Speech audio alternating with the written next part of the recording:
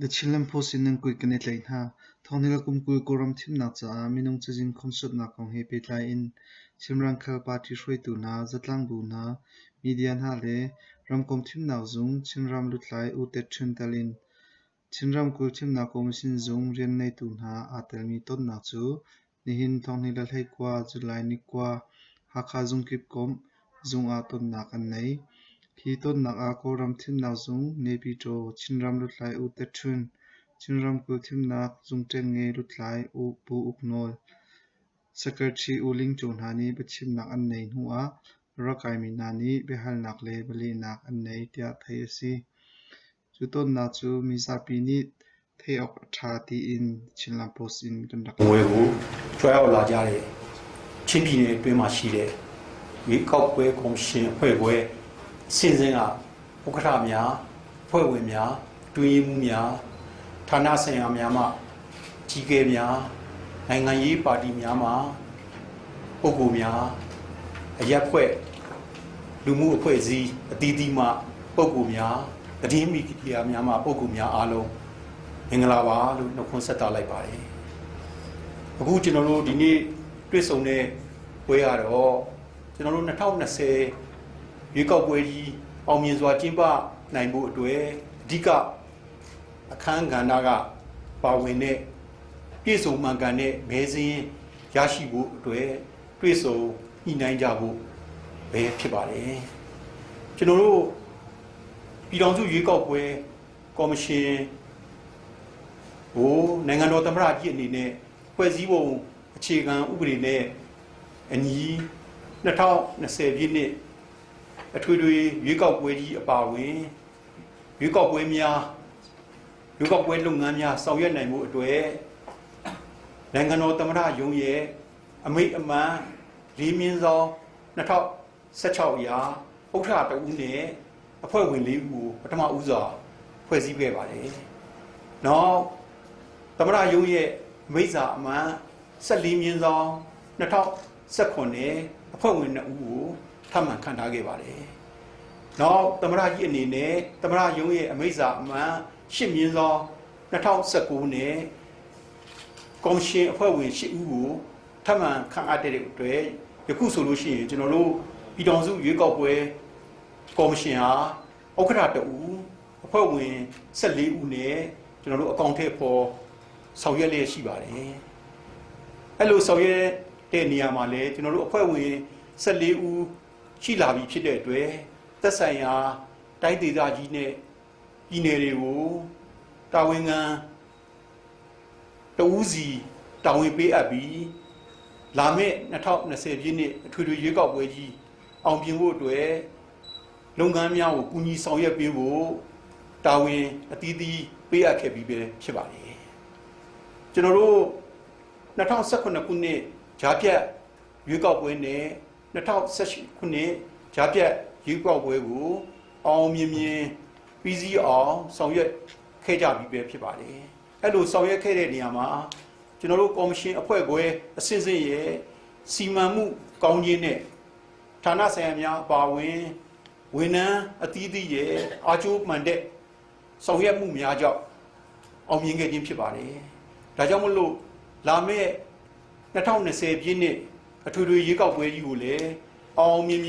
ပြီးစီးနိုင်မှုအတွက်အားလုံးနိုင်ငံရေးပါတီများအပါအဝင်အဖွဲ့အစည်းများအားလုံးကပူးပေါင်းဆောင်ရွက်ပြီးတော့ကူညီပေးသွားကြဖို့တိုက်တွန်းအပ်ပါတယ်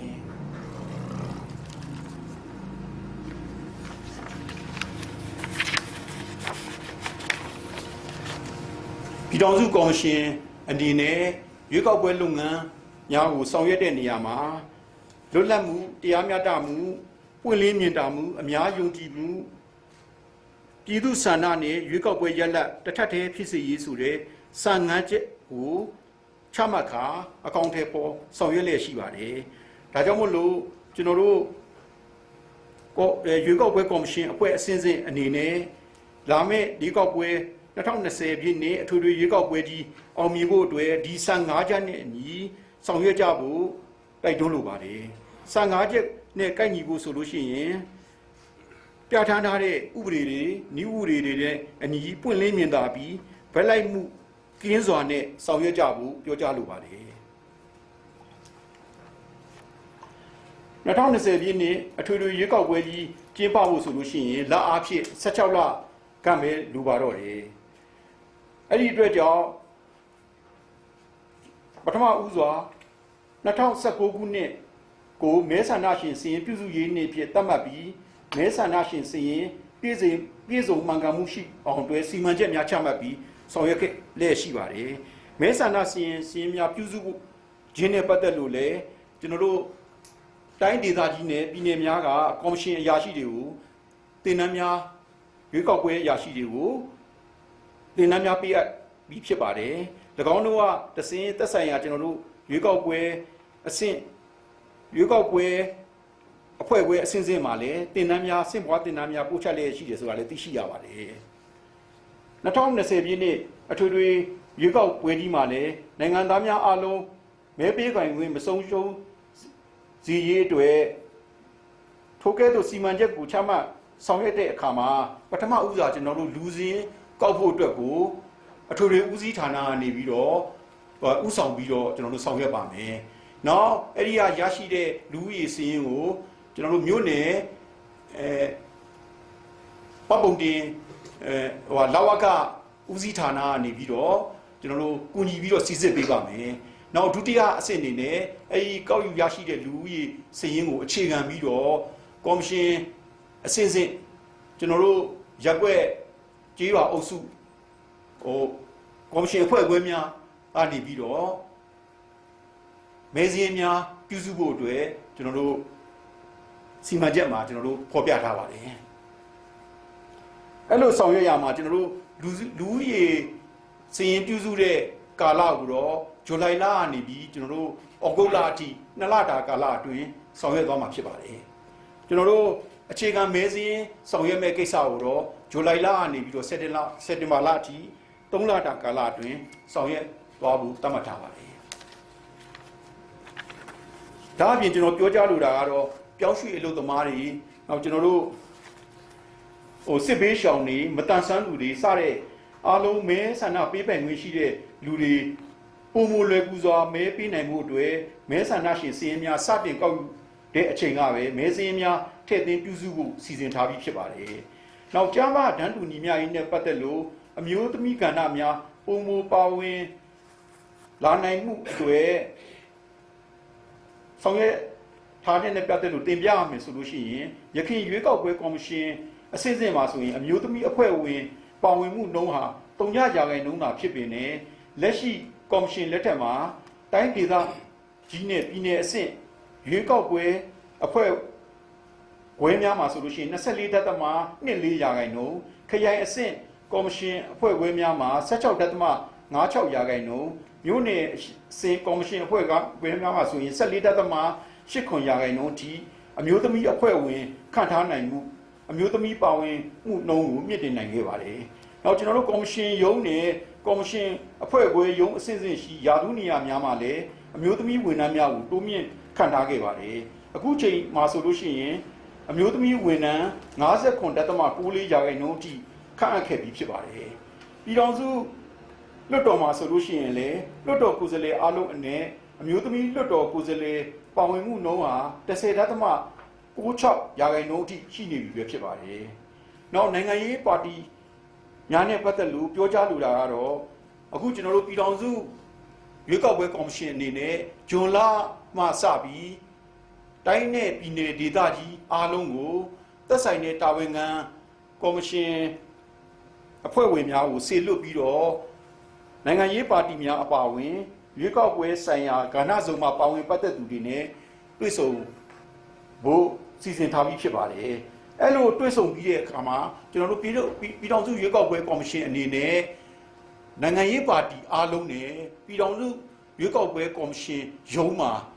တွေ့ဆုံပြီးတော့2020ပြည့်နှစ်အထွေထွေရွေးကောက်ပွဲကြီးအောင်မြင်ဖို့အတွက်ညှိနှိုင်းတွေ့ဆုံဆောင်ရွက်ကြဖို့စီစဉ်ထားပြီးဖြစ်ပါတယ်။ဒီကုန်းချုပ်အနေနဲ့တင်ပြရမယ်ဆိုလို့ရှိရင်ပြည်ထောင်စုရွေးကောက်ပွဲကော်မရှင်ရဲ့တာဝန်အနဲ့ရွေးကောက်ပွဲ များကျင်းပရေးဟာအဓိကလုပ်ငန်းတာဝန်ဖြစ်ပါတယ်ရွေးကောက်ပွဲများအောင်မြင်စွာကျင်းပဖို့ဆိုလို့ရှိရင်ကော်မရှင်တစ်ခုတည်းသာမကသက်ဆိုင်တဲ့ကော်မရှင်အဖွဲ့ဝဲအဆင့်ဆင့်အနေနဲ့ဌာနဆိုင်ရာများနိုင်ငံရေးပါတီများရွေးကောက်ပွဲဆိုင်ရာကဏ္ဍစုံမှပါဝင်ပတ်သက်သူများအပြင်မဲဆန္ဒရှင်ပြည်သူတွေနဲ့ပါအစီအပြေချိုးမှုတဲ့ဆက်ဆံရေးကိုတိစောက်ပြီးပူးပေါင်းဆောင်ရွက်မှသာအောင်မြင်မှာဖြစ်ကြောင်းပြောကြားလိုပါတယ်အဲ့ဒီပြင်နိုင်ငံရေးပါတီများရွေးကောက်ပွဲဆိုင်ရာကဏ္ဍစုံမှပါဝင်ပတ်သက်သူများကလည်းရွေးကောက်ပွဲကြီးအောင်မြင်စွာကျင်းပနိုင်မှုအပါအဝင်ယခုလက်ရှိအကောင့်ထဲပေါ်ဆောင်ရွက်နေတဲ့မဲဆန္ဒရှင်စီရင်ပြုစုရေးစီမံကိန်းမှာလည်းပူးပေါင်းပါဝင်ကြဖို့တိုက်တွန်းရင်းညီကုန်းချုပ်လိုက်ပါတယ်ကျွန်တော်ကတော့ချင်းပြည်နယ်ကော်မရှင်အဖွဲ့ခွဲအဖွဲ့ဥက္ကဋ္ဌဦးနော်တဲ့ဖြစ်ပါတယ်ယခုလို2019-2020မဟာဗျူဟာစီမံကိန်းနဲ့ပတ်သက်ပြီးတော့ရှင်းလင်းပြောကြားခွင့်ရတဲ့အတွက်လည်းအထူးပဲဝန်တာကုံယုံဤပါကြောင်းထပ်လောင်းပြီးတော့ပြောကြားလိုပါတယ်ကျွန်တော်တို့ပြည်ထောင်စုကော်မရှင်အနေနဲ့ကော်မရှင်အဖွဲ့ခွဲအသီးသီးတို့အနေဖြင့်2015ခုနှစ်ထွေထွေရုပ်ကိုပွဲနဲ့2019ခုနှစ်2018ခုနှစ်ကြားဖြတ်ရုပ်ကိုပွဲများကိုအောင်မြင်စွာကျင်းပပြနိုင်ခဲ့ပြီးဖြစ်ပါတယ်ထို့အပြင်အနာဂတ်ရွေးကောက်ပွဲများပုံမကောင်းမွန်စွာကျင်းပနိုင်ရန်အလို့ငါရွေးကောက်ပွဲနဲ့ပတ်သက်တဲ့ကဏ္ဍစုံမှပူးပေါင်းပတ်သက်သူများထံမှလည်းအကြံပြုတင်ပြချက်များကိုလည်းရရှိထားပြီးဖြစ်ပါတယ်။ကော်မရှင်ဒီလွတ်လပ်၍အမြင်အခုကင်းခြင်းတရားမျှတခြင်းပွင့်လင်းမြင်သာမှုရှိခြင်းတာဝန်ခံတာဝန်ယူစိတ်ဖြင့်ဆောင်ရွက်ခြင်းဒီထွင်ကြံစတွေးခေါ်ခြင်းပြည်သူများ၏ယုံကြည်ကူးဆမှုရှိခြင်းနှင့်ပုံတိတ်ခါပြုဝခြင်းစသည့်အခြေခံမူခုနှစ်ချက်ကိုချမှတ်လိုက်နာဆောင်ရွက်ခြင်းဖြင့်စစ်မှန်ခိုင်မာသောဒီမိုကရေစီစနစ်တည်ဆောက်နိုင်ရတဲ့အတွက်ရွေးကောက်ပွဲများကိုလွတ်လပ်၍တရားမျှတပြီးတူညီသောအခွင့်အရေးဖြင့်ဒဲလိုက်မှုမရှိဘဲပွင့်လင်းမြင်သာစွာကျင်းပပေးခြင်းဖြင့်အများယုံကြည်လက်ခံလာစေရန်ဆိုသည့်မဟာဗျူဟာရည်မှန်းချက်ကိုရောက်ရှိအောင်ဆောင်ရွက်လျက်ရှိပါတယ်။ကော်မရှင်ရဲ့တိတာချင်းစွာစွာလောက်ငန်းပြည့်မြောက်အောင်ဆောင်ရွက်နိုင်ခဲ့မှုများအနက်ဒီရွေးကောက်ပွဲဆိုင်ရာမဟာဗျူဟာစီမံကိန်း2019မှ2022ခုနှစ်အထိကိုကော်မရှင်ဝန်ထမ်းများနိုင်ငံတကာအလှူရှင်များနဲ့ IFES အဖွဲ့တို့၏အကြံပေးပံ့ပိုးမှုများဖြင့်လေ့လာသုံးသပ်ရေးဆွဲနိုင်ခဲ့ခြင်းမှာလည်းအနာဂတ်ရွေးကောက်ပွဲများအတွက်ပုံမူတိုးတက်ကောင်းမွန်လာစေရန်အဓိကကျသောအထောက်အပံ့ကောင်းတစ်ခုဖြစ်စီခဲ့ပါတယ်။ဒီမဟာဗျူဟာစီမံကိန်းကိုအခါစတစ်ခါဖြင့်ရေးဆွဲထားပြီးအခါတစ်ခါစီတွင်တာဝန်ခံဌာနမဟာဗျူဟာပန်းတိုင်ဆောင်ရမည့်လုပ်ငန်းစဉ်တရဲ့အကျိုးရလက်ရည်ရှိအကျိုးရလက်စသဖြင့်အသေးစိတ်ရေးဆွဲဖော်ပြထားရှိပါတယ်။အခါလိုက်ခေါင်းစီများကတော့နံပါတ်1ဥပဒေရေးရာမူပေါင်းနဲ့လွှတ်တော်ဆက်ဆံရေးနံပါတ်2ဝန်ထမ်းများ၏ကျွမ်းကျင်မှုစွမ်းရည်မြင့်တင်ဆောင်ရွက်ရေးနံပါတ်3ပြည်စုံမှန်ကန်သောမဲဆန္ဒရှင်စရင်ပြုစုခြင်းနဲ့ထင်းတင်ဆောင်ရှောက်ခြင်းနံပါတ်4ရွေးကောက်ပွဲဆိုင်ရာလုပ်ငန်းဆောင်ရွက်မှုများနံပါတ်5ပြည်သူလူထုနဲ့မဲဆန္ဒရှင်အသိပညာပေးခြင်းနံပါတ်6ရွေးကောက်ပွဲဆိုင်ရာလုပ်ငန်းစဉ်အဆင့်ဆင့်တွင်ပေါ်ပေါက်လာနိုင်သည့်အငင်းပွားမှုများတိုင်ကြားမှုများနဲ့ကန့်ကွက်မှုများကိုဖြေရှင်းခြင်းနံပါတ်9ကဏ္ဍစုံမှပါဝင်ပတ်သက်သူများနဲ့ဆက်ဆံခြင်းနံပါတ်10အားလုံးပါဝင်ဆောင်ရွက်မှုမြင့်တင်ခြင်းနံပါတ်9နိုင်ငံရေးပါတီများနဲ့လွှတ်တော်ကိုယ်စားလှယ်လောင်းများဥပဒေစည်းမျဉ်းစည်းကမ်းများနဲ့အညီလိုက်နာဆောင်ရွက်ခြင်းနဲ့မဲဆွယ်စည်းရုံးရေးအသုံးစရိတ်နံပါတ်10ရွေးကောက်ပွဲစောင့်ကြည့်လေ့လာခြင်းနံပါတ်7စီစစ်မပြတ်လေ့လာစောင့်ကြည့်ခြင်းစီစစ်သုံးသပ်ခြင်းနဲ့စီမံကိန်းရေးဆွဲခြင်းတို့ပဲဖြစ်ပါတယ်။မဟာဗျူဟာစီမံကိန်းအခန်း3မှာပြည်စုံမှန်ကန်သောမဲဆန္ဒရှင်ပြုစုခြင်းနဲ့ထင်းတင်းဆောင်ရှောက်ခြင်းဟူသည့်အခန်းထည့်သွင်းရေးဆွဲထားရှိပါတယ်။အဆိုပါအခန်းမှာဆောင်ရွက်မယ့်လုပ်ငန်းစဉ်များနဲ့နောက်ဆုံးအခြေအနေနဲ့ကိုက်ညီသောမဲဆန္ဒရှင်စည်းရရှိရေးနိုင်ငံရေးပါတီများလူမှုအဖွဲ့အစည်းများမီဒီယာများနဲ့မဲဆန္ဒရှင်များ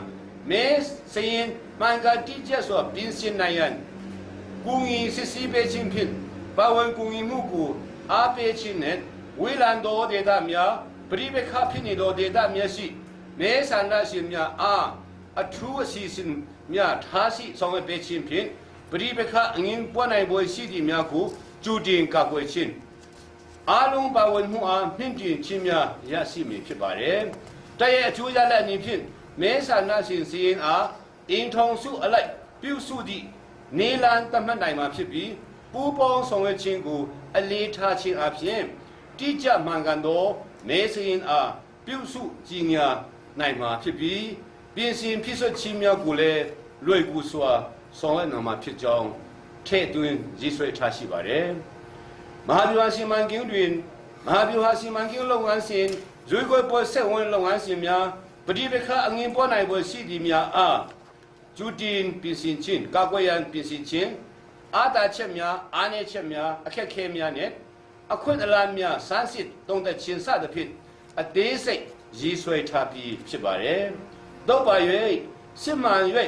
စီကံပြုသောပါတီစုံဒီမိုကရေစီစနစ်ကျင့်သုံးသောနိုင်ငံတော်ဖြစ်ပေါ်ဆောင်နိုင်ရန်ဒီထောင်စုရုပ်ကိုပွဲကော်မရှင်ကကျင်းပသောရွေးကောက်ပွဲလုပ်ငန်းစဉ်များပုံမူတုတဲ့ကောင်းမွန်လာစေရတဲ့အတွက်အဓိကကျသောအထောက်အပံ့ကောင်းတစ်ခုအဖြစ်လက်ခံဆောင်ရင်2020ပြည့်နှစ်အထွေထွေရုပ်ကောက်ပွဲချောမောအောင်မြင်စွာကျင်းပနိုင်ရတဲ့အတွက်မဲဆန္ဒရှင်ပြည်သူများရွေးကောက်တင်မြှောက်ထားသောလွှတ်တော်ကိုယ်စားလှယ်များနိုင်ငံရေးပါတီများအရက်ဖက်လူအဖွဲ့အစည်းများမီဒီယာများနဲ့နိုင်ငံတကာအဖွဲ့အစည်းများ၏ဝေဝန်းကူညီမှုအားကိုရယူဆောင်ရွက်တဲ့မှာဖြစ်ပါကြောင်းပြောကြရင်ညီကုံချုပ်ပါတယ်အားလုံးကိုကြည့်တင်ပါတယ် ဟုတ်ကဲ့ကျွန်တော်အနေနဲ့ကတော့ချင်းပြည်နယ်အတွင်းမှာပြည်စုံပန်ကန်တဲ့မဲစင်းတွေကိုထုတ်ပြန်နိုင်မှုအတွက်ကိုဒီနေ့ပြည်စုံပွဲကိုတက်ရောက်လာကြတဲ့နိုင်ငံရေးပါတီမှလူချင်းမင်းများအရက်ဘတ်လူမှုအဖွဲ့အစည်းမှလူချင်းမင်းများသတင်းမီဒီယာမှ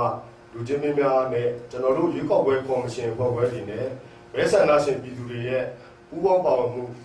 အားကောင်းခြင်းမကောင်းခြင်းကိုကျွန်တော်တို့ရဲ့ချင်းပြည်နယ်အတွင်းမှာမဲဆန္ဒရှင်စင်းတွေပြည်စုံမှန်ကန်မှုရှိမရှိဒီတရုတ်ပေါ်ပေးရမှာဖြစ်တဲ့အတွက်ကြောင့်ကျွန်တော်တို့ပြည်တော်စုရွေးကောက်ပွဲကော်မရှင်ရဲ့ပြည်တော်စုအစိုးရအဖွဲ့ရုံးရဲ့လူဝင်မှုကြီးကြပ်ရေးဝန်ကြီးဌာနရဲ့ပူးပေါင်းပြီးရေးဆွဲထားတဲ့စီမံချက်ကိုကျွန်တော်တို့ချင်းပြည်နယ်အတွင်းမှာအကောင့်တွေပေါ်ဆောင်ရွက်လက်ရှိပါတယ်အကောင့်တွေပေါ်ဆောင်ရွက်လက်ရှိတဲ့လုပ်ငန်းစဉ်များကိုကျွန်တော်အနေနဲ့အချင်းချုပ်ပြီးတော့ဆွေးနွေးတင်ပြသွားမှာဖြစ်ပါတယ်ကျွန်တော်တင်ပြပြီးတဲ့နောက်ပိုင်းမှာတော့ကျွန်တော်တို့နဲ့ပူးပေါင်းဆောင်ရွက်ကြမယ့်နိုင်ငံရေးပါတီများရဲ့ရပ်ဘက်လူမှုအဖွဲ့အစည်းတွေရဲ့သတင်းမီဒီယာတွေရဲ့အကြံပြုချက်တွေကိုကျွန်တော်တို့ထပ်မံရယူပြီးတော့ရှေ့ဆက်ဆောင်ရွက်မယ့်လုပ်ငန်းစဉ်တွေကိုလည်းဆက်လက်ပြီးတော့အကောင့်တွေပေါ်ဆောင်ရွက်သွားမှာဖြစ်ပါတယ်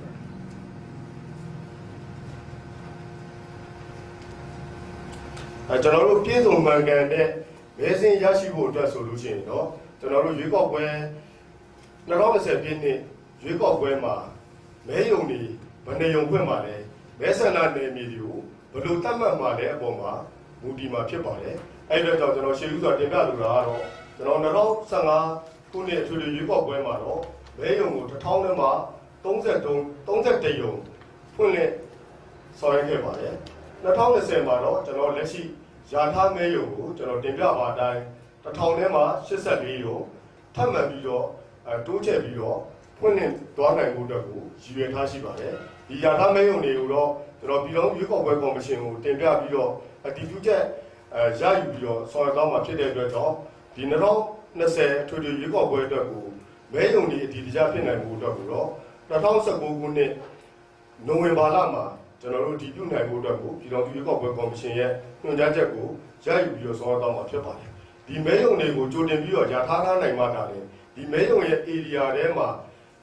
ဘယ်မဲဆန္ဒရှင်အိမ်တော်စုတွေကဘယ်နှစုပါဝင်လဲဘသူတွေကဘယ်မဲယုံမှာမဲပေးခွင့်ရမှာလဲဆိုတဲ့ဟာကိုတတ်မှတ်နိုင်မှာဖြစ်တဲ့အတွက်ကြောင့်ရှေ့ဦးစွာကျွန်တော်အနေနဲ့ဒီအောင်တင်ပြခြင်းဖြစ်ပါတယ်2015နဲ့မတူဘဲနဲ့မဲဆန္ဒရှင်ပြည်သူတွေလွယ်လင့်တကူချင်းပြည်နယ်အတွင်းရဲ့ဒေသအနေအထားရောက်လွယ်လင့်တကူမဲပေးနိုင်ဖို့အတွက်ရည်ရွယ်ပြီးတော့မြို့နယ်ရွေးကောက်ပွဲကော်မရှင်ဖွဲ့ခွဲတွေကနေပါအစည်းအဝေးဆုံးဖြတ်ချက်တွေနဲ့ယာထားမဲယုံတွေကိုတင်ပြထားတာတော့ကျွန်တော်2015မဲယုံနဲ့မတူဘဲနဲ့ထပ်တိုးပြီးတော့1000နဲ့မှ84ယုံထပ်မှန်ပြီးတော့ကျွန်တော်ဖွင့်လှစ်သွားဖို့အတွက်ကိုယာထားတာရှိပါတယ်ခင်ဗျဒါတော့ကျွန်တော်လူကြီးအစဉ်အချက်လက်တွေကောက်ယူပြုစုခြင်းနဲ့အခြေခံမဲစင်းပြုစုခြင်းဆိုင်ရာလုပ်ငန်းစီမံချက်ပါကျွန်တော်တို့အခန်းအပိုင်းလိုက်ခွဲခြားထားတဲ့အပိုင်း၄ပိုင်းနေနဲ့ကျွန်တော်တို့ဆောင်ရွက်သွားမှာဖြစ်ပါတယ် ကျွန်တော်တို့အပိုင်းတွေအနေနဲ့ကတော့လူကြီးစင်းနဲ့အချက်လက်များကောက်ယူပြုစုခြင်းနဲ့စီစစ်ခြင်းအပိုင်းတွေကိုဆောင်းမှာဖြစ်ပြီးတော့အပိုင်းတွေမှာတော့အခြေခံမဲစင်းပြုစုခြင်းလုပ်ငန်းစဉ်ကိုဆောင်းတော့မှာဖြစ်ပါတယ်အပိုင်းသုံးမှာတော့ကျွန်တော်တို့ရရှိလာတဲ့အခြေခံမဲစင်းတွေဒီရွေးကောက်ပွဲမတိုင်ခင်မှာပြောင်းလဲမှုတွေရှိလာနိုင်တာဖြစ်တဲ့အတွက်ကြောင့်ပြောင်းလဲနေတဲ့လူကြီးစင်းနဲ့အခြေခံမဲစင်းတွေကိုလစဉ်ပြုစုခြင်းပြင်ဆင်ခြင်းထိန်းသိမ်းခြင်းတွေကိုကျွန်တော်တို့ဆက်လက်ပြီးတော့ဆောင်ရွက်သွားမှာဖြစ်ပါတယ်အပိုင်းလေးနေနဲ့ကတော့စီမံချက်မှာတော့အခြေခံမဲစင်းကတ်ထားကြေညာတဲ့အပိုင်းပဲဖြစ်ပါတယ်အပိုင်းလိုက်မှာလည်းကျွန်တော်တို့တက်ဆိုင်ရာဌာနဝန်ကြီးဌာနများအပြင်ရွေးကောက်ပွဲကော်မရှင်တွေနိုင်ငံရေးပါတီတွေသတင်းမီဒီယာတွေနဲ့အရက်ဖက်လူမှုအဖွဲ့အစည်းတွေရဲ့မဲဆန္ဒရှင်တွေရဲ့ပူးပေါင်းပါဝင်မှုအားကောင်းခြင်းမကောင်းခြင်းကိုကျွန်တော်တို့ချင်းပြည်နယ်တွင်းမှာပြသရမယ်အပိုင်းလိုက်ဒီမှာဘယ်အပိုင်းမှာတော့ကျွန်တော်တို့ဒီပူးပေါင်းပါဝင်ဆောင်ရွက်လို့ရမယ်ဘယ်အပိုင်းမှာတော့ဘယ်လိုနည်းနဲ့ပူးပေါင်းပါဝင်ဆောင်ရွက်မလဲဆိုတဲ့အချက်လက်တွေကိုကျွန်တော်ထပ်ပြီးတော့ဆွေးနွေးပြီးတော့မှာဖြစ်ပါတယ်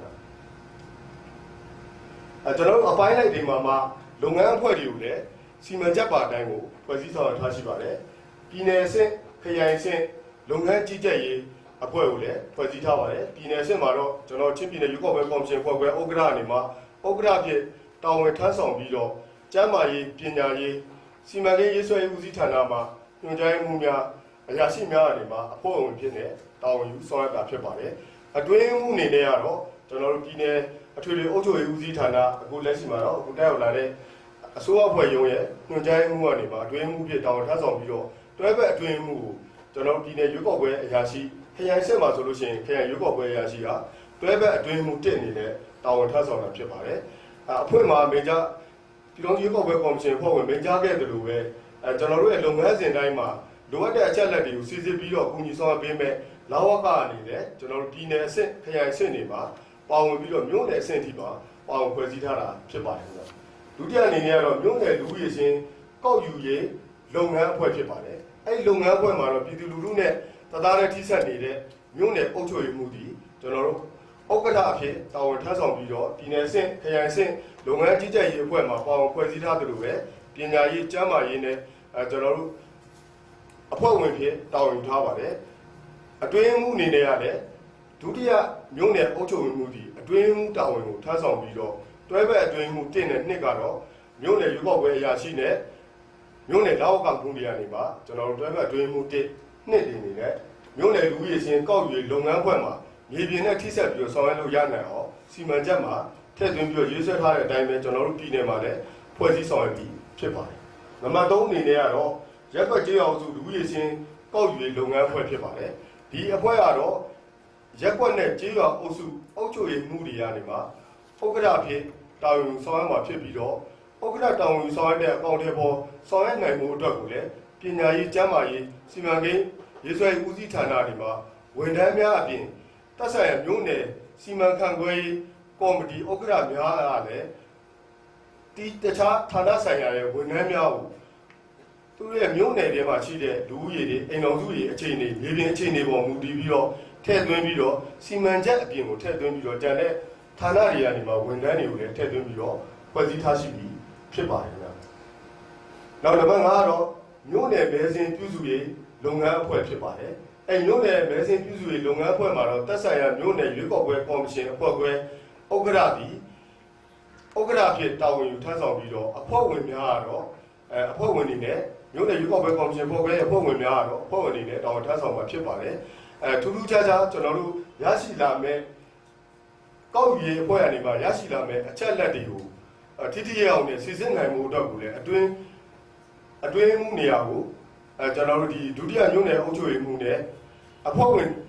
အတွင်းမှုနေရာဒုတိယမြို့နယ်အုပ်ချုပ်ရေးမှုနဲ့မြို့နယ်ရွေးကောက်ပွဲအရာရှိတို့ကနေမှလည်းတွဲဘက်ပြီးတော့တာဝန်ထမ်းဆောင်နိုင်မှုအတွက်ကိုမြို့နယ်မဲစင်းလုပ်ငန်းပြုစုရေးလုပ်ငန်းအဖွဲ့မှာထွက်တင်ကျွန်တော်ချင်းပြည်နယ်အတွင်းမှာစီမံချက်ပါတိုင်းထည့်သွင်းဖွဲ့စည်းပြီးဖြစ်ပါတယ်။ရက်ကျေးအုပ်စုမဲစင်းပြုစုရေးလုပ်ငန်းရက်ကျေးအုပ်စုမဲစင်းပြုစုရေးလုပ်ငန်းအဖွဲ့ရတော့ကျွန်တော်တို့ဒီမှာကောက်ယူတဲ့အခါမှာကောက်ယူမဲ့အချက်လက်တွေမှာလူဦးရေအရေအတွက်အိမ်တော်စုအရေအတွက်ခုနကကျွန်တော်ရှင်းပြတင်ပြခဲ့တဲ့မဲယုံရဲ့ပရုံထဲမှာပါရှိမဲ့အိမ်တော်စုအရေအတွက်ပေါ်မူတည်ပြီးတော့ကောက်ယူရေးအဖွဲ့တွေကိုအဖွဲ့ငယ်တွေထည့်ပြီးတော့အဖွဲ့မှုတွေ 10မှုတွေပါဝင်တယ်လို့ပဲကျွန်တော်ရက်ကွက်ကြေးရွာအုပ်စုကော်မရှင်အဖွဲ့ခွဲရအဖွဲ့ဝင်တွေရတယ်ပူးပေါင်းပြီးတော့ပါဝင်ပြီးတော့ကောက်ရွေးအဖွဲ့ပါဆောင်ရွက်တော့မှာဖြစ်ပါတယ်ဒီအဖွဲ့တွေထဲမှာလည်းကျွန်တော်တို့စီမံချက်ပါအတိုင်းပဲဖွဲ့စည်းဆောင်ရွက်တယ်လို့ပဲစီမံချက်ပါအတိုင်းပဲကျွန်တော်တို့အဖွဲ့မှာမင်ကြားခဲ့တယ်လို့ပဲအချိန်ကာလသတ်မှတ်ချက်ဒီလူရည်စင်ကောက်ယူတဲ့အခါမှာ2လကောက်ယူပြီးတော့အခြေခံမဲစင်းပြုစုတဲ့အခါမှာလည်းကောက်ယူတဲ့အဖွဲ့တွေကနေမှရရှိလာတဲ့အပတ်စဉ်ရရှိလာတဲ့အချက်လက်တွေကိုကွန်ပျူတာထဲမှာထည့်သွင်းပြီးတော့ဆောင်ရွက်တဲ့အခါမှာကျွန်တော်တို့ရဲ့အချိန်ကန့်သတ်မှုအချိန်ရရှိတဲ့အပေါ်မှာမူတည်ပြီးတော့ကျွန်တော်တို့ပြည်နယ်အတွင်းမှာဒေသနာအခြေအနေတွေနဲ့ပေါင်းစပ်ပြီးတော့နိုင်ငံရေးပါတီတွေရဲ့ရပ်ဘက်လူမှုအဖွဲ့အစည်းတွေရဲ့သတင်းမီဒီယာတပ်ဖွဲ့သတင်းမီဒီယာအဖွဲ့အစည်းတွေရဲ့ပူးပေါင်းဆောင်ရွက်မှုအားဒါကောင်းခဲ့မယ်ဆိုလို့ရှိရင်တော့ဒီကျွန်တော်တို့ရရှိတဲ့အချိန်အားပြီးများတော့များနေမယ်လို့ကျွန်တော်အနေနဲ့ကတော့ပြောလို့စီမံချက်ပါအချိန်ကိုများတယ်လို့ပြောလို့ရမှာဖြစ်ပါတယ်ပူးပေါင်းပါဝင်မှုအားကောင်းလာမယ်လို့လည်းကျွန်တော်အနေနဲ့မျှော်လင့်ပါတယ်ဒါကတော့ကျွန်တော်တို့လုပ်ငန်းစဉ်တွေကိုကျွန်တော်တင်ပြမှာဖြစ်ပါတယ်အခုနကကျွန်တော်တင်ပြခဲ့လို့ပဲပြည်နယ်စစ်လုပ်ငန်းကြီးကြပ်ရေးအဖွဲ့ဖွဲ့စည်းဆောင်ရပါတယ်နောက်ခရိုင်စစ်လုပ်ငန်းကြီးကြပ်ရေးအဖွဲ့ခရိုင်3ခရိုင်ရှိတဲ့အတွက်ကြောင့်ခရိုင်စစ်လုပ်ငန်းကြီးကြပ်ရေးအဖွဲ့ဆောင်ရပါတယ်အဲ့အောက်မှာမြို့နယ်လူကြီးစင်ကောက်ယူလုပ်ငန်းအဖွဲ့ရကြေးအုပ်စုလူကြီးစင်ကောက်ယူလုပ်ငန်းအဖွဲ့အောက်ဆုံးမှာတော့အချက်လက်များကောက်ယူအဖွဲ့ဆိုပြီးတော့ဖွဲ့စည်းထားပါတယ်ရက်ကွက်ကြေးရွာအုပ်စုလူကြီးစင်ကောက်ယူလုပ်ငန်းအဖွဲ့ကနေမှထပ်ဆင့်ပြီးတော့တိမ်တက်စင်ကောက်ယူမဲ့ကောက်ယူရေးအဖွဲ့တွေဒီအချက်လက်များကိုကျွန်တော်တို့ကအိမ်တော်စုလိုက်ကောက်ယူမှာဖြစ်ပါတယ်ဒီကောက်ယူပြီးတဲ့အချက်လက်တွေအားလုံးကိုရက်ကွက်နဲ့ကြေးရွာအုပ်စုလူကြီးစင်ကောက်ယူလုပ်ငန်းအဖွဲ့ကိုအနှံရမှာဖြစ်ပါတယ်ရက်ကွက်ကြေးရွာအုပ်စုလူကြီးစင်ကောက်ယူလုပ်ငန်းအဖွဲ့ရက်ကျေးအုပ်ချုပ်ရေးမှုဦးစီးတဲ့လုပ်ငန်းအဖွဲ့ဒီရရှိလာတဲ့ကောက်ယူအဖွဲ့အနေမှာရရှိလာတဲ့စီးအချက်လက်တွေကိုမဲယုံအလိုက်စုစည်းပြီးတာနဲ့မြို့နယ်လူကြီးစင်ကောက်ယူလုပ်ငန်းအဖွဲ့ကိုအနှံမှာဖြစ်ပါတယ်မြို့နယ်လုပ်ငန်းလူကြီးစင်ကောက်ယူလုပ်ငန်းအဖွဲ့ကဘာဆက်လုပ်မလဲဆိုတော့အဲ့ဒီထဲမှာအချက်လက်များကောက်ယူအဖွဲ့အနေမှာကောက်ယူလာတဲ့အခါမှာအချက်လက်တွေထဲမှာမှတ်ချက်တွေပြုလာတာတွေရှိမှာဖြစ်ပါတယ်။ပုံစံ66မြင်းစော6ပြုလုပ်ပြီးသားလားမလုပ်ရသေးတဲ့အိမ်တော်စုလားအသက်16နှစ်ပြည့်လို့မှတ်ပုံတင်မလုပ်ရသေးတဲ့မိသားစုဝင်လားနိုင်ငံသားကိုတရားဝင်အစိုးရခွင့်ပြုချက်နဲ့တောင်းရောက်နေတဲ့မိသားစုတွေပါနေလားတာသနာဝန်ထမ်းတွေပါနေလားထောင်ချနေတဲ့လူတွေပါနေလားနောက်ကျွန်တော်လူမွဲပြည့်ခံယူထားတဲ့လူတွေများပါကောင်းပါနေလားဒီဟာတွေကိုကောက်ယူတဲ့အဖွဲ့တွေကနေမှကျွန်တော်တို့တင်ပြပေးတဲ့အချိန်မှာအချက်လက်တွေပေါ်မှာမူတည်ပြီးတော့ဖြည့်သွင်းတော့မှာဖြစ်ပါတယ်အဲအချက်လက်တွေပေါ်မူတည်ပြီးတော့အိမ်တော်စုစီးရင်တွေကိုတရားဝင်ထုတ်ပေးရမယ်အိမ်တော်စုလားယာယီအိမ်တော်စုစီးရင်ထုတ်ပေးရမယ်အိမ်တော်စုလားမှတ်ပုံတင်ကိုဘယ်မှတ်ပုံတင်အမှတ်မျိုးဘယ်မှတ်ပုံတင်မျိုးအမျိုးအစားမျိုးကိုထုတ်ပေးရမယ်မဲဆန္ဒရှင်မျိုးလဲဆိုတဲ့ဟာကိုမျိုးနယ်လူကြီးရှင်လုပ်ငန်းအဖွဲ့အနေမှာတက်ဆိုင်ရာမျိုးနယ်လာဝကဦးစီးရုံးကိုကျွန်တော်တို့ကလွှဲအပ်မှာဖြစ်ပါတယ်အဲ့ဒီအချိန်မှာတက်ဆိုင်ရာမျိုးနယ်လာဝကတွေကနေမှရုံးအဖွဲ့တွေဖွဲ့စည်းပြီးတော့အဲ့ဒီအချက်လက်တွေပေါ်မူတည်ပြီးတော့အိမ်တော်စုလိုက်အိမ်တော်စုစင်းရဲအတွက်လားဒါမှမဟုတ်လို့ရှိရင်မှတ်ပုံတင်အတွက်လားဒါကိုစီစစ်ပြီးတာနဲ့မြေပြင်ရောက်လဲဆောင်ရွက်ရမယ်အိမ်တော်စုတွေရှိတယ်လို့ပဲရုံးမှာလာရောက်ပြီးတော့တတ်မှတ်ထားတဲ့စီမံတိုင်းကိုမှတ်ပုံတင်တွေပြုလုပ်ရမယ်မဲဆန္ဒရှင်တွေလည်းထွက်လာမှာဖြစ်ပါတယ်အဲ့ဒီအချိန်မှာမြို့နယ်လာဝကနေမှစီစစ်ပြီးတာနဲ့မဲဆန္ဒရှင်တွေပြည်သူတွေကိုအုပ်စုလိုက်တွားရောက်ပြီးတော့ဆောင်ရွက်မယ်အခမ်းကဏ္ဍတွေပါဝင်တယ်လို့အချို့အချက်လက်တွေပြည့်စုံမှုလုံလောက်မှုမရှိဘူးဆိုလို့ရှိရင်တော့တက်ဆိုင်ရာမြို့နယ်တွေမှာခေါ်ယူပြီးတော့ရက်ကွက်အုပ်ချုပ်ရေးမှုတွေရဲ့အကူအညီရယူပြီးတော့ဒါအိမ်တော်စုစင်းတွေတရားဝင်ထုတ်ပေးရမှာလားယာယီအိမ်တော်စုစင်းထုတ်ပေးရမှာလားမှတ်ပုံတင်တွေကို10နှစ်ပြည့်မှတ်ပုံတင်တွေ16နှစ်ကျော်နေလို့16နှစ်မှတ်ပုံတင်တွေထုတ်ပေးရမှာလားမှတ်ပုံတင်တွေဟောင်းလွှဲနေလို့အတိတ်ထုတ်ပေးရမှာလားကျွန်တော်မှတ်ပုံတင်မလုပ်ရသေးတဲ့လူတွေအချက်လက်တွေပြည့်စုံအောင်ကျန်တဲ့ဘယ်ဌာနတွေနဲ့ပေါင်းဆက်ပြီးတော့ကူညီပေးဆောင်ရွက်ပေးရမလဲဆိုတဲ့အားတွေကိုတက်ဆိုင်ရာမြို့နယ်လောက်ကနေဆောင်ရွက်တောင်းမှာဖြစ်ပါတယ်အဲ့ဒီအချိန်မှာအဓိကအရေးကြီးတာတော့ကောက်ယူရေးအဖွဲ့တွေမှာအချက်လက်တွေပြည့်စုံလာဖို့ဒီအရေးကြီးတာဖြစ်ပါတယ်ကောက်ယူရေးအဖွဲ့တွေကနေမှမှတ်ချက်ပြုလာတဲ့အချက်လက်တွေကိုပုံမပြည့်စုံလာနိုင်ဖို့အတွက်ကတော့မဲဆန္ဒရှင်ပြည်သူနဲ့ကျွန်တော်တို့ကူတက်ရောက်လာတဲ့နိုင်ငံရေးပါတီတွေကစော်ဩမှုတွေသတင်းမီဒီယာရဲ့ထုတ်ပြန်မှုအားကောင်းမှုတွေနောက်ရပ်ဘက်လူမှုအဖွဲ့အစည်းတွေရဲ့ပူးပေါင်းဆောင်ရွက်မှုတွေဒါတွေအားကောင်းခြင်းအပြင်ကျွန်တော်တို့မဲဆန္ဒရှင်ပြည်သူတွေအိမ်တော်စုစင်းတွေကိုဘယ်လိုဆက်ပြီးတော့လုပ်ပေးမလဲမှတ်ပုံတင်တွေကို ဘယ်မှတ်ပုံတင်အမျိုးအစားတွေကိုထုတ်ပေးခွင့်ရှိနိုင်မလဲဒါတွေကိုကျွန်တော်တို့ဒီeducation သဘောမျိုးနဲ့ပဲဖြစ်ဖြစ်ပူးပေါင်းပါဝင်လို့ပဲဖြစ်ဖြစ်ဒါတွေကိုကျွန်တော်ဆက်လက်ပြီးတော့ဆောင်ရွက်ပေးနိုင်မယ်ဆိုလို့ရှိရင်မဲဆန္ဒရှင်ပြည်သူတွေဒီကျွန်တော်တို့မဲစင်းတွေကိုကတ်ထားကြေညာတဲ့အခါမှာမှတ်ပုံတင်တွေကွက်လက်အလွတ်မရှိဘဲနဲ့ထွက်လာမှာပဲဖြစ်တယ်လို့မဲယုံသွားတဲ့အခါမှာကိုယ့်ရဲ့မှတ်ပုံတင်ကတ်နဲ့တင်းတင်းရင်းရင်းနဲ့မဲယုံမှုရှိမှာမဲပေးခွင့်တွေကိုကျွန်တော်တို့လွတ်လွတ်လပ်လပ်နဲ့ဆောင်ရွက်နိုင်မှာဖြစ်ပါတယ်ဒီတော့ကိုလည်းကျွန်တော်ပူးပေါင်းဆောင်ရွက်နိုင်ဖို့အတွက်ကိုလည်းကျွန်တော်အနေနဲ့အကူအညီတောင်းခံလိုပါတယ်ကျွန်တော်တို့စီမံချက်ရေးဆွဲထားတဲ့အတိုင်းပဲကျွန်တော်တို့မြို့နယ်လူရည်စင်ကောက်ရွေလုပ်ငန်းအဖွဲ့ဒီမြို့နယ်အုပ်ချုပ်ရေးမှူးနဲ့ကျွန်တော်တို့ညီပြဖြစ်တဲ့ဒုတိယမြို့နယ်အုပ်ချုပ်ရေးမှူးတွေမြို့နယ်လောက်အောင်မှုတွေမြို့နယ်ရွေးကောက်ပွဲအရာရှိများညီပြသုံးမှုတွေဒီမြို့ပေါ်မှာလည်းတင်တန်းနေပေးသလိုပဲလူရည်များတဲ့ကြေးရွာအုပ်စုတွေအိမ်တော်စုများတဲ့ကြေးရွာအုပ်စုတွေမှာလည်းကွင်းဆင်းပြီးတော့ကောက်ယူရေးလုပ်ငန်းအဖွဲ့တွေကိုဓာတ်ရိုက်တင်တန်းပေးလက်ရှိပါတယ်ဒီတင်တန်းပေးတဲ့အချက်လက်တွေပေါ်မူတည်ပြီးတော့လည်းပူးပေါင်းပါဝင်ဖို့ကျွန်တော်အနေနဲ့အကူအညီတောင်းခံလိုပါတယ်တစ်ဆက်ကျွန်တော်တို့မြို့နယ်လူရေးစင်ကောက်ယူရေးလုပ်ငန်းအဖွဲ့ကိုရရှိလာတဲ့အိမ်တော်စုစီရင်အချက်လက်တွေကိုခုနကတက်ဆိုင်ရာမြို့နယ်လောက်ဝကတွေကနေမှစီစစ်ပြီးတော့လိုအပ်တဲ့ဟာတွေဖြည့်သွင်းပြီးတော့ရရှိလာမယ့်အချက်လက်တွေကိုတက်ဆိုင်ရာမြို့နယ်မဲစင်းပြည်သူရေးလုပ်ငန်းအဖွဲ့မြို့နယ်ရွေးကောက်ပွဲကော်မရှင်ဖွဲ့ခွဲဥက္ကဋ္ဌအနေမှာဦးစီးတဲ့မြို့နယ်မဲစင်းပြည်သူရေးလုပ်ငန်းအဖွဲ့ကိုလွှဲပြောင်းအနှံပေးမှာဖြစ်ပါတယ်လွှဲပြောင်းပေးတဲ့အနှံတဲ့အချိန်အထိလည်းကျွန်တော်တို့တစ်ပတ်တစ်ကြိမ်နှစ်ပတ်တစ်ကြိမ်ကျွန်တော်တို့ဒီတန်ត្រအခြေအနေရရှိလာတဲ့ပုံမှာမူတည်ပြီးတော့မြို့နယ်မဲစင်းပြည်သူရေးလုပ်ငန်းအဖွဲ့ကိုအနှံမှာဖြစ်ပါတယ်မြို့နယ်မဲစင်းပြည်သူရေးလုပ်ငန်းအဖွဲ့ရတဲ့အဖွဲ့ငယ်တွေထပ်ပြီးတော့ဖွဲ့တာဖြစ်ပါတယ်အဲ့ဒီအဖွဲ့တွေကတော့ရရှိလာတဲ့အိမ်တော်စုလူကြီးစင်းတွေကိုစီစီရေးအဖွဲ့တွေဖွဲ့မယ်ကွန်ပျူတာတွေကိုတွင်းမယ်ဒီကွန်ပျူတာစင်းအချက်လက်တွေကိုတွင်းမယ်အဖွဲ့တွေထပ်ဖွဲ့မှာဖြစ်ပါတယ်အဲ့ဒီဖွဲ့တဲ့အခါမှာလည်းကျွန်တော်တို့ရဲ့ဌာနတွေကနေမှဝန်ထမ်းတွေကနေမှအကူအညီပေးပြီးတော့ဆောင်ရွက်တော့မှာဖြစ်ပါတယ်ဒါတော့ကျွန်တော်တို့အခြေခံမဲစင်းမူကြမ်းအနေနဲ့ကွန်ပျူတာထဲမှာအိမ်တော်စုလိုက်တွေအားလုံးရိုက်သွင်းလိုက်မယ်ရိုက်သွင်းပြီးတာနဲ့2020အထွေထွေရွေးကောက်ပွဲအတွက်ကိုတော့ကျွန်တော်ပြည်တော်ရွေးကောက်ပွဲကော်မရှင်ကနေမှညွှန်ကြားထားတဲ့အတိုင်းပဲ2020ဒီဇင်ဘာ31မှာ16နှစ်ပြည့်လာမဲ့လူတွေကိုကျွန်တော်တို့ကွန်ပျူတာထဲမှာအခြေခံမဲစင်းမူကြမ်းအဖြစ်ကိုကျွန်တော်ဒီကြပြုစုမှာဖြစ်ပါတယ်အဲ့ဒီအခြေခံမဲစင်းမူကြမ်းရလာပြီဆိုလို့ရှိရင်တော့အောက်ဆုံးဆင့်ဖြစ်တဲ့ရက်ကွက်နဲ့ကြေးရွာအုပ်စုမဲစင်းပြုစုရေးလုပ်ငန်းအဖွဲ့ဒ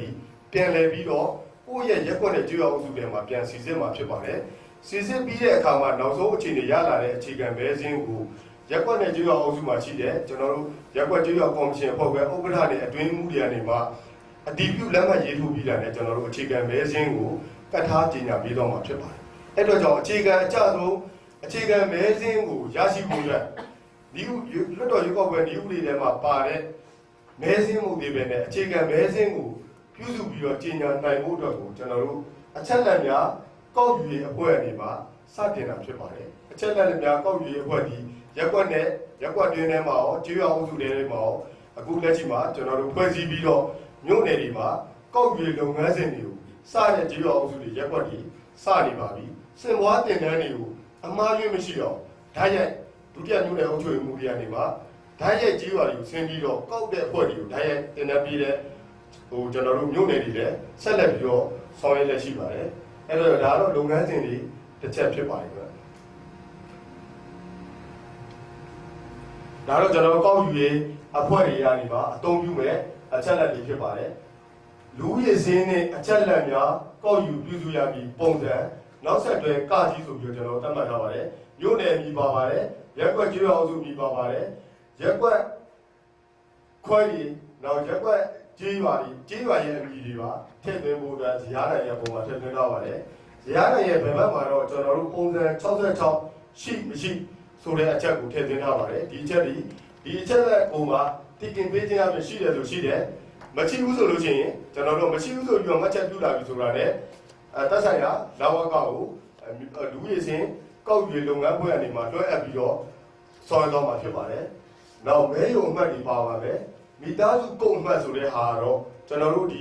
တက်ဆိုင်ရာမြို့နယ်အုပ်ချုပ်ရေးမှူးအုပ်ချုပ်ရေးဦးစီးဌာနတက်ဆိုင်ရာစီမံသားရေးကော်မတီတွေကနေမှတတ်မှတ်ပေးထားတဲ့အိမ်အမှတ်ဒီအပြင်ကိုကျွန်တော်တို့ရွေးကောက်ပွဲမိသားစုကုန်နံပါတ်အနေနဲ့တက်ဆင်ထားတာရှိပါတယ်။ဒါကဘာကြောင့်လဲဆိုလို့ရှိရင်တော့ကျွန်တော်တို့အိမ်အမှတ်1နဲ့ နှစ်ကတော့အစဉ်လိုက်ရှိပြီးတော့နောက်ထပ်မြေကွက်လွတ်နေသေးလို့ရှိရင်အိမ်မက်ကိုထပ်ပြီးတော့အိမ်ဆောက်လာမယ်ဆိုလို့ရှိရင်အိမ်နံပါတ်ပြီးတဲ့အခါမှာ300 400ဖြစ်သွားလို့ရှိရင်အိမ်မက်ကနောက်ထပ်300ပြီး2အဲ့လိုတွေဖြစ်လာတာအဲ့လိုတွေရှိတာဖြစ်တဲ့အတွက်ကြောင့်ကျွန်တော်တို့ရွေးကောက်ပွဲမိသားစုကုန်နံပါတ်ကို331 332ဆိုပြီးတော့အိမ်တွေမှာအိမ်တော်စုလိုက်တွေမှာအင်ဂျီတွေမှာကျွန်တော်တို့လာရောက်ပြီးတော့ကျွန်တော်ကောက်ယူရေးဘွဲ့တွေကနေမှာကတ်မှာဖြစ်ပါတယ်အဲ့ကတ်လာတဲ့အမှတ်တွေကိုလည်းမိသားစုဝင်တွေနဲ့မှတ်ထားတယ်ဆိုလို့ရှိရင်မဲစင်းကိုတွားကြည့်တဲ့အခါမှာလွယ်လင့်တကူနဲ့အိမ်တော်စုကုန်မှတ်ကဘယ်လောက်ရှိတယ်ဖြစ်တဲ့အတွက်ကြောင့်အဲ့နေရာကိုကြည့်လိုက်တာနဲ့ကိုမိသားစုတစုစည်းကြီးကိုတွေးရှိရမှာဖြစ်ပါတယ်နောက်အောက်မှာတော့နေရဲလိပ်စာနဲ့လမ်းကြီးရွာဒေသအခေါ်တွေကျွန်တော်တို့ချင်းပြည်နယ်အတွင်းမှာတော့လမ်းတွေရဲ့ဒေသအခေါ်တွေတချို့နေရာတွေမှာမတူညီတဲ့ဟာတွေရှိပါတယ်အဲ့တော့ဒေသအခေါ်တွေပါကျွန်တော်ကောက်ယူတဲ့ဖွဲ့တွေကနေမှာထည့်သွင်းမှာဖြစ်ပါတယ်ဒီဟာတိုင်းထဲမှာတော့ကျွန်တော်တို့စင်အပြီးအကြားမှာကိုလည်းကျွန်တော်တို့ထည့်မှာဖြစ်ပါတယ်တခုကတော့ကျွန်တော်တို့ကောက်ယူတဲ့အဖွဲ့တွေကအမည်နေရာမှာအမျိုးသားဆိုလို့ရှိရင်ကြားဆိုလို့ရှိရင်ဥကိုတက်မှာဖြစ်ပါတယ်ကျွန်တော်တို့ချင်းလူမျိုးတွေအရှိရနေမှာဆက်လိုင်းတို့ပူတို့တက်ခဲ့မယ်ဆိုလို့ရှိရင်လည်းအရှိရနေဥလို့တက်ထားတယ်ဆိုလို့ရှိရင်လည်းကျွန်တော်လည်းချင်းလူမျိုးဖြစ်တဲ့အတွက်ကြောင့်ဒါလေးကိုလည်းနားလည်ပေးဖို့လိုပါတယ်တနိုင်ငံလုံးမှာလည်းဆက်တို့ဆိုင်းတို့ဒီဟာတွေထည့်တယ်နောက်စောတို့ထည့်လာတယ်ဆိုလို့ရှိရင်လည်းကျွန်တော်အရှိမအမျိုးသားဆိုလို့ရှိရင်ဥကိုတက်မှာဖြစ်ပါတယ်အမျိုးသမီးဆိုလို့ရှိရင်လည်းကျွန်တော်ချင်းလူမျိုးမှာမိုင်တို့ရှိပေမဲ့လည်းမိုင်ရဲ့အရှိမမိုင်ဒီမလို့ဆိုပေမဲ့လည်းအရှိမကျွန်တော်တို့ကမဲစင်းအရာဒေါ်လို့တက်လိုက်ခြင်းအပြင်တနိုင်ငံလုံးမဲစင်းတွေကိုပြည်တော်စုရွေးကောက်ပွဲကော်မရှင်ရောက်တဲ့အခါမှာတနေရာနဲ့တနေရာထပ်ချင်းမရှိပဲလေကျွန်တော်တို့မြို့နယ်အတွင်းမှာတော့အုပ်စုအားတွေမှာယောက်ျားရလို့မိန်းမရလို့ဒါမှမဟုတ်ပတ်စံရှိလာလို့မြို့ပေါ်တက်လာလို့အုပ်စုတွေပြောင်းလို့အဲ့ရမှာပြောင်းလဲမှုတွေရှိတဲ့အခါမှာထပ်သွားတယ်ဆိုလို့ရှိရင်ဥတော်တွေနဲ့ကျွန်တော်တို့ခွဲပြီးတော့စစ်လိုက်တဲ့ခါကြလို့ရှိရင်လည်းလွယ်လင်းတူရမှာဖြစ်တဲ့အတွက်ကြောင့်ဒီလိုစီးရင်တွေထွက်လာတဲ့ခါမှာလည်းဥတော်တွေနဲ့ထွက်လာမယ်ဆိုတဲ့ဟာကျွန်တော်အနေနဲ့ကြိုတင်ပြီးတော့တင်ပြဆွေးနွေးလိုပါတယ်နောက်ကြားမှာဝိတက်ကလေးရက်လာနှစ်တွေပါပါတယ်ဝိတက်ကလေးရက်လာနှစ်မှာတော့ထူးခြားတာလေးတွေရှိလာနိုင်မှာဖြစ်ပါတယ်တချို့ကခုနှစ်ပဲတည်တယ်တချို့ကဗမာတက်ကလေးပဲတည်တယ်ဗမာတက်ကလေးပဲတည်ပြီးတော့ရက်တွေလာတွေတည်တယ်ဆိုကျွန်တော်တို့နှစ်တရာပြတ်ပင်ကြည့်ပြီးတော့အခြေခံပဲပြည်သူရေးလုပ်ငန်းဖွဲ့အနေမှာထည့်သွင်းပေးတော့မှာဖြစ်ပါတယ်ခုနှစ်ပဲတည်တယ်လို့ဆိုလို့ရှိရင်တော့ကျွန်တော်တို့ဒီနိုင်ငံတကာရဲ့စံနှုန်းရတော့6လပိုင်း36ဘယ်ခုနှစ်ပေါ့ဒီဟာတော့ကျွန်တော်2015တုန်းကတော့ဒီတိုင်းထည့်တဲ့အခါမှာခုနှစ်တွေပဲအားလုံးသွားပြီးတော့စုနေတဲ့ဟာတွေလာတွေပဲလာတွေရက်တွေတူနေကြတယ်ခုနှစ်တွေမတူပဲနဲ့ဒီ message တွေတွေ့ရဲဆိုပြီးတော့သတင်းမီဒီယာအောင်ကျွန်တော်တို့တွေရှိကိုထောက်တာတွေရှိပါတယ်အဲ့အတွက်ကြောင့်ဒါကိုပို့ပြီးတော့နားလည်လွယ်ပြီးတော့မျက်စိတွေပိုရှင်းတော့ကျွန်တော်တို့ကတော့6လပိုင်း1ရက်နေ့ကနေမှ30ရက်နေ့ထိဆို30ရက်နေ့ထိကိုကြိုက်တဲ့ရက်ကိုထည့်ပြီးတော့6လပိုင်းတော့6လပိုင်းထည့်သွင်းတော့မှဖြစ်ပါတယ်ဒါကတော့မဲဆန္ဒရှင်ပြည်သူတွေကနေမှအချက်လက်ကောက်ယူတဲ့အခါမှာပြည့်စုံတဲ့အချက်လက်တွေမပေးနိုင်ဘူးဆိုလို့ရှိရင်ခုနှစ်လောက်ပဲပေးနိုင်မယ်ဆိုလို့ရှိရင်တော့ကျွန်တော်တို့ကဒီတိုင်းပဲထည့်သွင်းတော့မယ်ဆိုတဲ့ဟာကိုကြိုတင်ပြီးတော့တင်ပြခြင်းဖြစ်ပါတယ်မှတ်ပုံတွေအမှတ်တွေရှိပါမယ်မှတ်ပုံတွေအမှတ်တွေဆိုလည်းကျွန်တော်တို့မရှိသေးဘူးဆိုလို့ရှိရင်လည်းမေ့နေတယ်ဆိုလို့ရှိရင်လည်းမေ့နေတယ်ပျောက်တယ်ဆိုလို့ရှိရင်လည်းပျောက်တယ်မလောက်ရသေးဘူးဆိုလည်းမလောက်ရသေးဘူးဒါတွေကိုကောက်ယူရေးဖွဲ့တွေကနေပါတိတိကျကျနဲ့မေးပြီးတော့မှတ်ချက်တွင်းမှာစာရိုက်7မှတ်ချက်တွင်းမှာထည့်သွင်းပေးခြင်းအပြင်ကိုယ့်ရဲ့လိုအပ်ချက်ကိုကျွန်တော်တို့တက်ဆိုင်ရာလောက်ဝကနေမှာဖြည့်ဆည်းဆောင်ရွက်ပေးတော့မှာဖြစ်ပါတယ်။နောက်အဖအမီကျွန်တော်အမိအမီတွေထည့်ပါမယ်။လူမျိုးအနေနဲ့ကတော့ကျွန်တော်ချင်းလူမျိုးအများစုဖြစ်ပင်မဲ့လည်းကျွန်တော်တို့ရဲ့ချင်းပြည်နယ်ထဲမှာဘယ်လူမျိုးတွေများဘယ်လောက်ထိရှိနေသေးလဲဆိုတဲ့ဟာကိုပေါ်လွင်မှုအတွက်ကိုလည်းရည်ရွယ်ပြီးတော့ကျွန်တော်လူမျိုးတိုင်းကိုလည်းထည့်သွင်းမှာဖြစ်ပါတယ်တော်ဆက်ပုံအနေနဲ့ကတော့ကျွန်တော်တို့အခြေဆုံးမှာတော့အိမ်တော်ဦးစီးကိုတော့ဦးစားပေးပြီးထည့်မှာဖြစ်ပါတယ်တချို့နေရာတွေမှာတော့အဖိုးအဖွားတွေကအိမ်တော်ဦးစီးဖြစ်ခဲ့လို့ရှိရင်အပေါ်မှာရောက်တယ်တချို့အဖိုးအဖွားတွေပါပေမဲ့လည်းအိမ်တော်ဦးစီးကသူ့ရဲ့တားအကြီးဆုံးကအိမ်တော်ဦးစီးအိမ်မှာရှိနေတယ်ဆိုလို့ရှိရင်လည်းအဲ့တားအကြီးဆုံးကမှစင်းကောက်တဲ့အခါမှာအဲ့အိမ်တော်ဦးစီးရဲ့ရီကော့ပွဲကော်မစီလူချင်းမင်းနဲ့တူကအရှိဝဲတို့တည့်ရောက်လာကြတော့လူချင်းများအားလုံးကိုမင်္ဂလာပါလို့ဥစွာလို့ခေါ်ဆရာပါတယ်ကျွန်တော်နာမည်ကဥပချင်းဖြစ်ပါတယ်ကျွန်တော်ပါတီကတိုင်းတာလူမျိုးစုများဖွံ့ဖြိုးရေးပါတီ END ပါတီတို့ဒုဥက္ကဋ္ဌဖြစ်နေပါတယ်ကျွန်တော်ပထမအကျင့် ရွေးကောက်ပွဲမှာပြည်နယ်လွှတ်တော်ကိုလည်းဖြစ်ပါတယ်မတူပီမြို့နယ်ပြည်နယ်လွှတ်တော်ကိုလည်းဖြစ်ပါတယ်ဒါနဲ့ပတ်သက်ပြီးတော့ကျွန်တော်မတူပီမြို့နယ်မဲဆန္ဒနဲ့ပတ်သက်ပြီးတော့ကျွန်တော်တင်ပြဆွေးနွေးလိုပါတယ်မတူပီမြို့နယ်မှာဆိုရင်လူဦးရေက9,930လို့ကျွန်တော်တို့ပါတီစင်ရပါတယ်ဒီကနေ့အပြီးရမှုတင်ပြထားတဲ့ဥစ္စာရဆိုရင်တော့9,963ဆိုတင်ပေါ်ဘူးအဲ့ဒီမှာကျွန်တော်တို့မြစ်ထင်းနိုင်တူဦးကြီးဟာဆိုရင်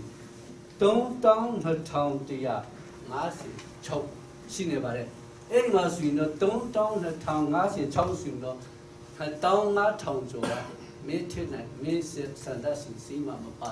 တေဘူးလို့ထဲဝိနိပါကမြစ်စန္ဒစီမှာပါတေဘူးဆိုတာကိုလည်းဒီနေ့တင်ပြလိုပါတယ်ပြီးတော့လည်းကျွန်တော်တို့ဒီလိုမြစ်စန္ဒစီများ3,256ဦးအနက်အမတ်တိပြည်နယ်စွတ်တော်မြစ်စန္ဒနေမှာဆိုရင်16,060ဦးရှိပါတယ်ပြီးတော့အမတ်ဒီမှာဆိုရင်ပြည်နယ်မြစ်စန္ဒအမတ်ဒီမှာဆိုရင်16,095ဦးရှိပြီးတော့ညီပြတ်မှုတော့ရှိပါတယ်လို့ကျွန်တော်လက်ခံပါတယ်အဲ့ဒီမေစန္ဒစီများအနေမှာကျွန်တော်တင်ပြလို့ဒီမှာအဲ့ဒီမှာဒေတန်တရပထဝီအချီအနေရတော့ကောက်ပြီးတော့လေလမ်းပန်းစစ်တွေအချီအနေရတော့လေကောက်လူမှုစစ်ဆိုင်ရေးအချီအနေရတော့လေကောက်မတူပီမြို့နယ်မှာမရာလူမျိုးစုဟာအုပ်စုပေါင်း20အုပ်စုရှိတဲ့အနက်အုပ်စုတစ်ခုကအမှတ်တိမှာထားပြီးတော့အုပ်စု10ခုကအမှန်တင်ထားနေတဲ့သဘောရှိပါတယ်ဒီတော့အဲ့ဒီအုပ်စုနှစ်စုဟာဆိုရင်စခိုင်းအုပ်စုနဲ့စတူအုပ်စုလို့ခေါ်ပါတယ်အဲ့ဒီအုပ်စုကိုအမှန်ပြီးတော့ပြောစုပြပါရလေးစားဆိုတာတင်ပြပါတယ်ဘာကြောင့်တင်ပြလဲဆိုတော့ကျွန်တော်တို့ဒီမူစီလုပ်ငန်းစီမှာဆိုရင်လူနည်းစုများအခွင့်အရေး minority rights ဆိုတဲ့ခရီးစီလေရှိနေတဲ့အတွက်ကျွန်တော်တို့ဒီဘူကရီစီလုပ်ငန်းကိုအကောင်အထည်ဖော်တဲ့အခါရွေးကောက်ပွဲကိုပဲရှိတာရွေးကောက်ပွဲအဓိကကျတဲ့ဒီအတွက် minority right လူနည်းစုအခွင့်အရေးကိုလည်းစဉ်းစားပေးတင်ပါတယ်အဲ့ဒါကြောင့်အဲ့ဒါကိုထည့်သွင်းစဉ်းစားပေးပါရလေးစားစွာတင်ပြပါတယ်ယူတင်ပါတယ်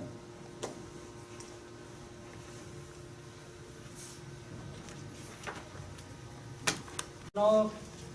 တွေ့ဆုံခဲ့ရတဲ့2010တုန်းကဒီကောက်ပွဲချင်းမျိုးကျွန်တော်တင်ပြပါကျွန်တော်2010တုန်းကဒီတူတော့မှာဝင်ရောက်စီမံခဲ့အဲ့ဒီချင်းတုန်းကကျွန်တော်တွေ့ဆုံခဲ့ရအခြေအနေကတော့တော့အတီးတီးမှာနေစင်ကိုရွေးပြတာဟိုလေးဟိုအားနေရတော့မှာမဲယုံလေးယုံရှိတယ်မဲယုံလေးယုံမိသားစုဝင်အင်ဆောင်စုစင်းမှာပါဝင်နေတဲ့မိသားစုဝင်လေးယုံမဲမဲယုံမှတ်တယ်မရှိတဲ့ကျွန်တော်မိသားစုကျွန်တော်တယောက်ပဲပါ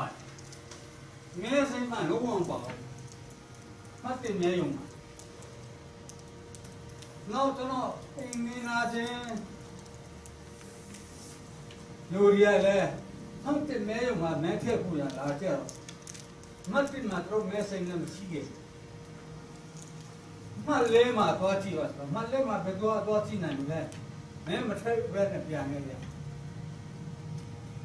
အဲ့လိုဟာမျိုးတွေ့လို့ရှိခဲ့နောက်ကျွန်တော်မိသားစုဝင်၄ယောက်မဲပေးပန်ခွင့်ရှိသူဟာကျွန်တော်တယောက်တည်းပဲပါတယ်ဘာလို့မင်းတို့တမိတော်မထည့်အဲ့ဒါချက်ဒါရီဟာမကမမှုများလားဒါမှမဟုတ်သူတို့ကစိတ်မပြုစုတတ်လို့မိကြံခဲ့ရလားမဟုတ်တော့တက်မဲ့ချန်ထားရလားဆိုတာလေတွေးလို့မရအဲဆန္ဒစိတ်နေပေးလို့ရဆန္ဒစိတ်နဲ့ဆုံးမှုတွေပြောခွင့်ရည်နဲ့ဆုံးနောက်တော့ဆန္ဒမဲမှာ 라시면 토카메 야시면 포구예 에온다마 송송 메미다수 동메아 돌레데나 좀예 이렇고 나타나서 이거 보이더라 그 꼼튼 이런 거 꼼튼 이제 그 문제가 다 앞으로 꼼튼 이제 로송 로차다 앞으로 리아핀데 꼼튼 보여야 셀린 보여야 다 수인 비송 돈 몰리면 어떻게 말해 다음에 또 된다지나 마차마도 마담 선수 엘보부 냐레베 루잉게레 나통가세 나통생아루아 제이케레 보부 메레시 메로 마요시 나이네 보부 메시레 마담 선 추레 루레시 메베 바쿠 시레 서이마레 트로 바원니레 아비메 마도아나로 메로 마요나로 메로 브리나시 디로 딘하통나사 유고 보이마로 잡고 디디야 디오소 디디가 인나야요 주디메 도르고 깐다 칭아둔 메용 문에 곰 자치곰신 냐바원 프로 마담 선두 인나야요 메베 나요 그리 그거야 빈자루가 나서니네 저는 빈자디나 나통나서 이거 보이마 티체 마간에 비송에 이거 보이 메시아시야 제가 코나 포시야데 정비아 타레 제가 포시디야 임단 로데 티티티야 미다수 알레 메신 고요지 보이마 고요지 부부로 마간에 힘면 되네 이게 왜 마라 치네야 또도 그래야 치네야 소 자수라 따따 인도 루세네마 마수라 따따 거기에서 매마 디디 랄란 세포니아 세인데 tuy미야라 하네 매종예 이로 미다소인 통수 세야 매세 피수 브루마 자마로 과베레 매게 용데 용마 매비고 뭐대로 좀 하나 손댄다 아루 제비마 công xin chơi có bộ công xin lưu trên mình nhạc long cho nó tìm giác ở bà đấy cho nó đó có giờ hát thăm mà tàn phải tuy nhiên bố thuộc bố thệ đi thầu nào có giờ gọi lấy ấy chỉ đầu phải phía bà đấyคุณน่ะเมเปผู้เสียเตจาเมตับยามมีทุมสุปีไหนพูดด้วยมาทานชวนที่หาจะโน้ตทิ้งดองลำบ้านเสตัวเยอันนี้ท่ายะอินดายะจะก็จะจูดีเมคนลงปีไหนเขาเบี้ยผู้จะนำมิตรจะทำมิจฉาจะไม่อยู่นะဟုတ်ပြီဆရာကနေကျွန်တော်ကြည့်ဒီ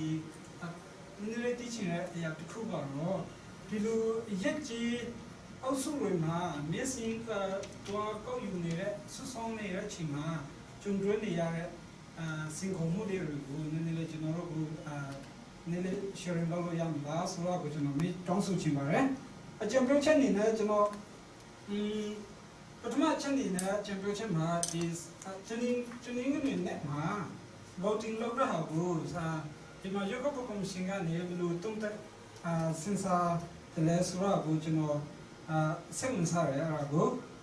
ဘာလို့လဲဆိုပြည်သူတွေလူတိုင်းမှာကျွန်တော်တို့စိတ်ဝင်စားတဲ့အရာတွေရှိတယ်ဘလို့ပဲအရာတစ်ခုကအရေးကြီးဘလို့ပဲအရေးကြီးကျွန်တော်တို့မစိတ်ဝင်စားဖို့ဆိုရင်အဲ့ဒါတော့ကျွန်တော်တို့ဘေးဖိထားတဲ့အချင်းလေးတွေရှိတယ်ဒါကြောင့်မလို့ရုပ်ကဘလို့ပဲကြီးပြည်သူတွေကကြောက်ကြောက်တော့ကိုပူပြီးတော့စိတ်ဝင်စားမယ်ဆိုရင်တို့ရုပ်ကမှာပြည်သူတွေပါဝင်မှုကိုပူပြီးတော့နေနိုင်တယ်ကိုကျွန်တော်ယူဆတဲ့တွေ့ကြောင်းအဲ့ဒါလေးကိုပြန်နေဆွဲတဲ့အခါမှာစဉ်းစားထည့်သွင်းပြီးလို့ရမလားလို့ဒါလေးကိုတောင်းဆိုခြင်းကြံပြုတ်ချင်ပါတယ်လူတဲ့ချက်နေနဲ့ကျွန်တော်ဒီရုပ်ကပွဲ မဲဆန္ဒရှင်တွေနာမည်စီးရင်တွေကိုပြည်သူတွေစီကိုထောက်ပြနေတဲ့အချိန်မှာအဲ့ဒါစီးရင်ကယုံနဲ့ကျွန်တော်တို့ပြီးမလားတော့မဟုတ် online ကနေနာမည်တွေ checking လုပ်လို့ရအထိအဲ့လိုမျိုးလုပ်ပြီးလို့ရမလားဆိုတော့ကျွန်တော်မြေခွန်းတော့မဟုတ်အကြံပြုတ်ချင်တယ်အဲ့ဒါကိုကျွန်တော်တို့ဒီ website မှာ data ထားပြီးတော့ website မှာခုနာမည်တော့မဟုတ်ဒီကျွန်တော်တို့ကောက်နံပါတ်လေးကိုရည်ယူနေကျွန်တော်ဒီအမေးစီမေးပန်ရှိရနာမည်လေးကိုပေါ်လာနိုင်အဲ့လိုမျိုးထိလုပ်ပေးနိုင်မှာဆိုရင်အရင်ကောင်းပြီးတော့ဒီလိုကျွန်တော်ပို့ပြီးတော့နိုင်ကြတဲ့စီးကိုလည်းရရှိနိုင်မယ်လို့ကျွန်တော်တွေ့ရှိပါတယ်အဲ့လိုကိုကျေးဇူးတင်ပါတယ်ညာနဲ့လေးသူငယ်များဘဝမြင့်တည်ရေးတရားနေကျွန်မဒီစီဝီကိုတရားရချင်းပြပါတယ်အမျိုးသမီးကန်တာနေနဲ့နည်းနည်းတင်ပြချင်ပါတယ်ဒီမှာမဲဆန္ဒရှင်စီရရှိနိုင်ဖို့ဆိုပြီးတော့ကော်မရှင်ကနေနီလာမျိုးစုံတော့ကောင်းကောင်းတင်ပြပြီးတာကျမတို့တွေ့ပါတယ်အားလုံးကောင်းပါတယ်2015ရွေးကောက်ပွဲမှာကျမတို့မိသားစုမှာဆိုရင်ကျမတို့ဘယ်သူမှမပါဘူးပြီးတော့အပြင်ထွက်လက်တဲ့မထွက်နိုင်တဲ့လူကြီးတွေရှိတယ်ဆိုတော့အပွားကြီးတွေရှိတယ်ဆိုတော့ကိစ္စမရှိဘူးလို့ပဲအဲ့လိုပဲမဲဆန္ဒရှင်တော့မှဆန္ဒမရှိတဲ့အမျိုးသမီးတွေအများကြီးပါပါတယ်အခုကျမတို့မြန်မာနိုင်ငံမှာဆိုပြီးတော့ချင်းပြည်နယ်မှာလည်းအမျိုးသမီးဦးကြီးကလူကြီးထဝက်ကျော်အမျိုးသမီးဦးကြီးရှိပါတယ်အဲ့ဒီထဲမှာအမျိုးသမီးကန်တာအမျိုးသမီးအများစုကဗာလဲကိုကဒုတိယအတန်းစားနေနဲ့ခံယူတယ်ပြီးတော့ကိုကနေပေးမပေးကိုနဲ့ပါဆိုင်တယ်ဆိုတော့စန္ဒလေးရှိတတ်ပါတယ်ရှိပါတယ်ပြီးတော့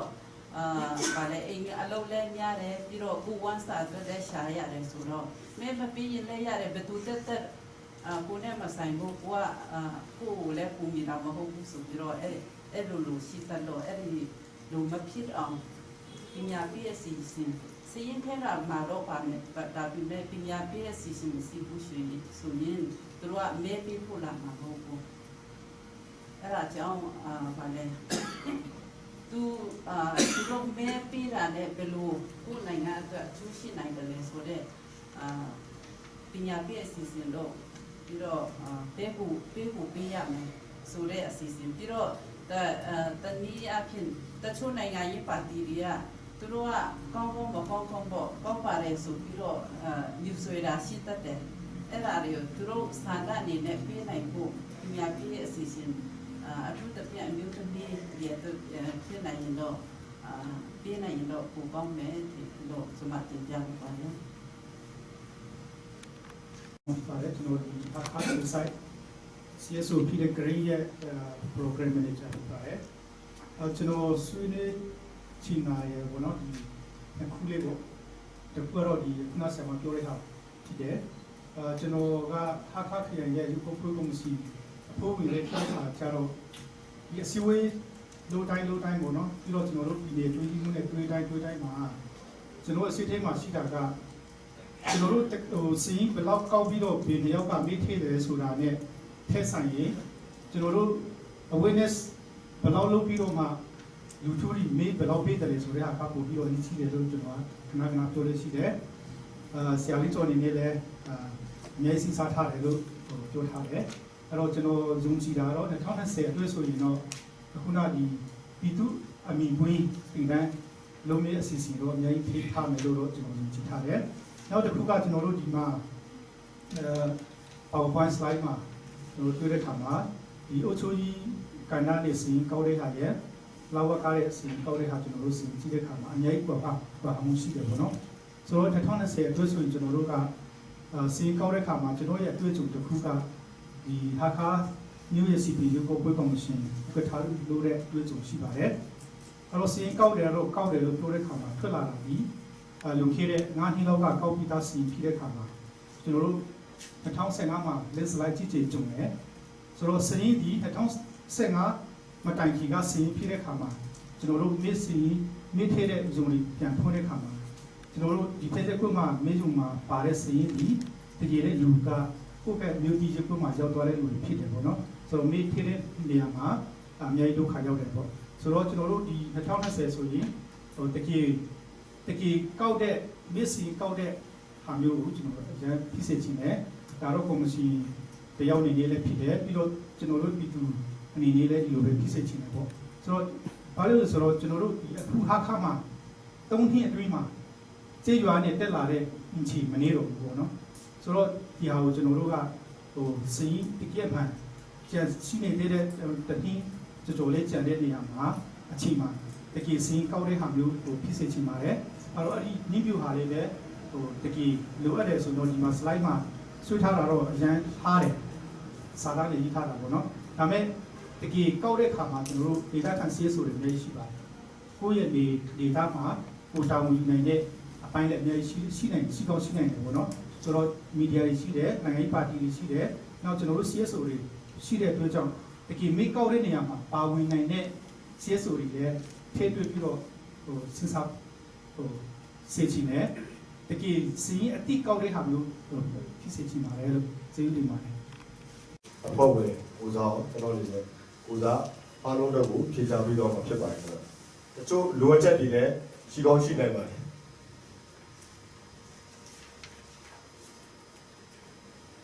ပထမတစ်ချက်ကကြတော့ ENDP ပါတီကနေမှဥပဒေချင်းဆွေးနွေးတဲ့ဟာအလိုပဲကောင်းပါတယ်ကျွန်တော်လည်းမှတ်မှတ်သားသားရှိပါတယ်အဲ့ဒီချက်ကတော့ကျွန်တော်အနေနဲ့အချုပ်အနေနဲ့ကတော့မဲဆန္ဒနယ်မြေတွေကိုပြည်နယ်လွှတ်တော်မဲဆန္ဒနယ်တစ်နဲ့